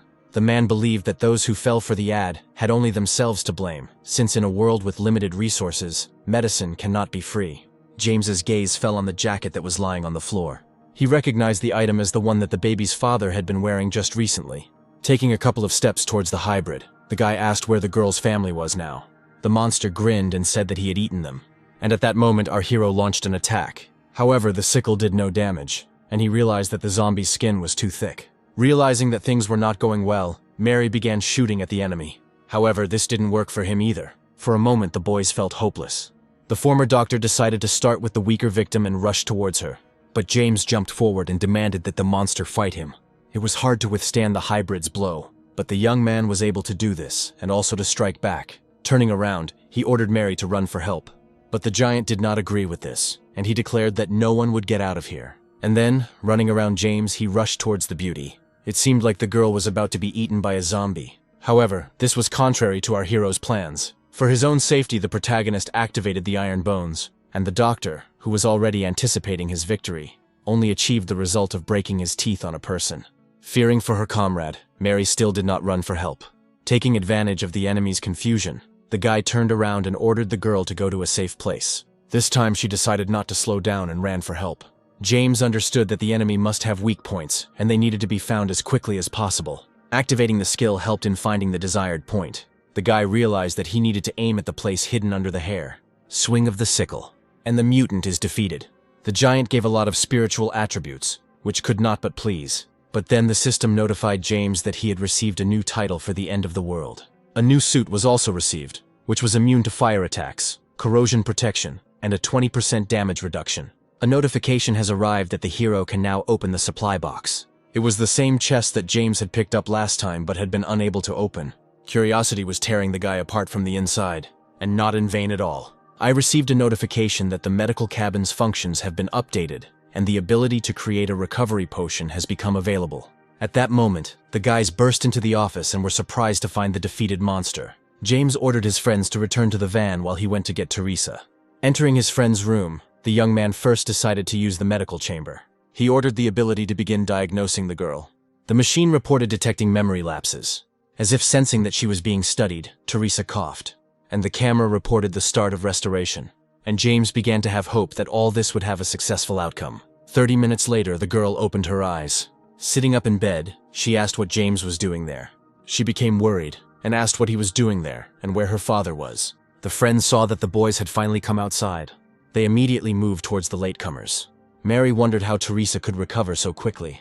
The guy claimed that he restored his girlfriend's memory and body, but he can't say yet how he did it. And then James saw a little girl whose parents had recently died. She looked very upset, which wasn't surprising at all. Crouching down in front of the child, the hero promised that he would help her avenge her parents. Not believing that anyone could help, the girl burst into tears. But James only hugged her, and then asked her to let go of the situation and move forward.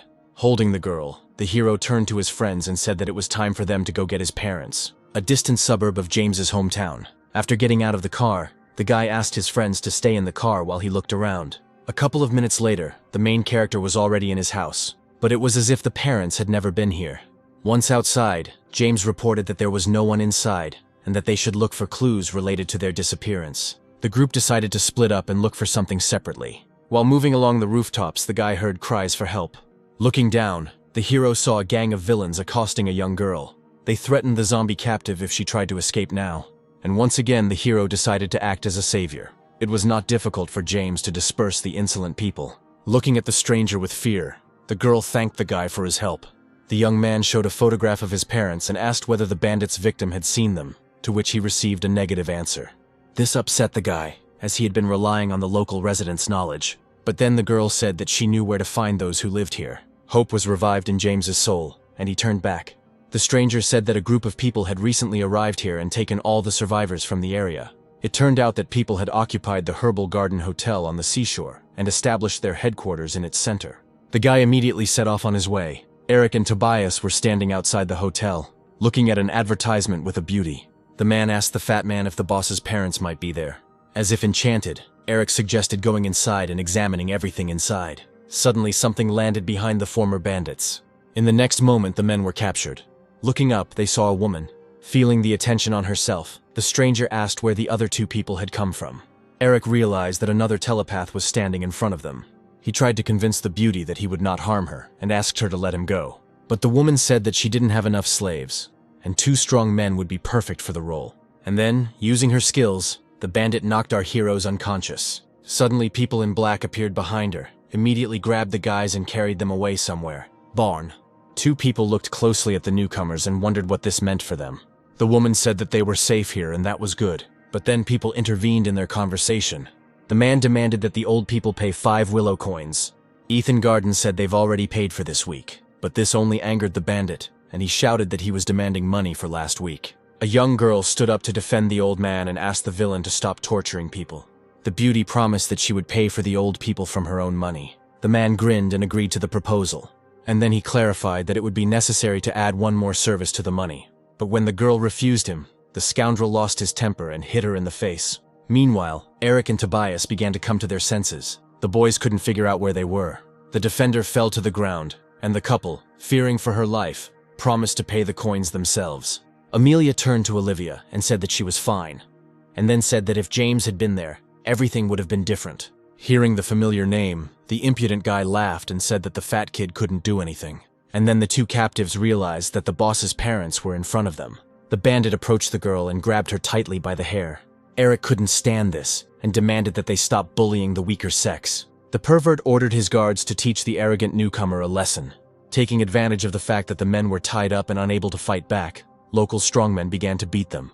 Mr. Parker whispered that if the fire unicorn were with him, he would smash everything here to pieces. At this, the boy glanced at the poster and remembered how he had always dreamed of taking his parents here and giving them the opportunity to relax. Suddenly a loud sound caught his attention. The boys, so as not to give themselves away, carefully peeked out from around the corner. It turned out that a battle with a mutant was taking place next to them. This zombie was terrifying because it looked incredibly strong and powerful. James, thanks to his abilities, saw the characteristics of the dead man and realized that it would not be easy. But then a stranger ran towards them. He muttered something about wanting to find a safe place and not get involved in the battle. Unexpectedly, an obstacle appeared in the coward's path. Mary rushed towards the stranger and grabbed him so that he would not have a chance to escape. And then James came up to him and showed him a photo of his parents, asking where they were being kept. The boy pointed his finger back in fear and said that all the slaves were kept in a barn. The hero asked how many people were guarding the slaves. The gang member said that he doesn't guard many people because they are not important. James thanked the stranger for his answer and then sent him off to rest. Young people decided to take advantage of the chaos to save people. Meanwhile, the bandit continued to taunt Amelia, convincing her that he could get any woman. Hoping for the impudent man's conscience, the girl tearfully begged him to let her go. But the man said that he was in no way inferior to James, and as soon as he showed up here, he would immediately kill him. These were the last words that the main character heard. In a moment, the guy stands in front of his girlfriend's offender. The bandit couldn't believe that the same fat man James Garden was standing in front of him. The young man demanded that the pervert take his hands off Amelia. Hearing a painfully familiar voice, the beauty turned around with disbelief. She immediately shouted to her old friend that his parents were eagerly awaiting their son's return. And then the self-confident guy decided to show everything he was capable of. However, his abilities did not last long. Amelia looked at what was happening with shock, because she did not expect such courage from James. Having made sure that the enemy had been thrown back, the guy immediately began to help the girl get to her feet. Smiling, the beauty said that the hero's parents were in the barn and called him to follow her. And now the moment of meeting has come. An old couple looked at their alive and healthy son. They immediately came closer, wanting to make sure that their eyes were not deceiving them. The mother immediately asked why the baby had lost so much weight, to which she responded that he was interested in a healthy lifestyle. Realizing that his parents were safe, James asked them to follow him. But the fugitives were spotted on their way out. A group of security guards rushed to intercept them. However, the battle was not destined to happen. Mary, who was sitting behind the wheel, ordered everyone to jump into the car. Once the parents and Amelia were in the car, James closed the door behind them and asked them to drive to a safe place. He himself decided not to leave his pursuers on his tail, but to deal with them immediately. But it turned out that the enemy was not just a person, but another telepath. The enemy's body was quite hard, but his durability is nothing compared to James.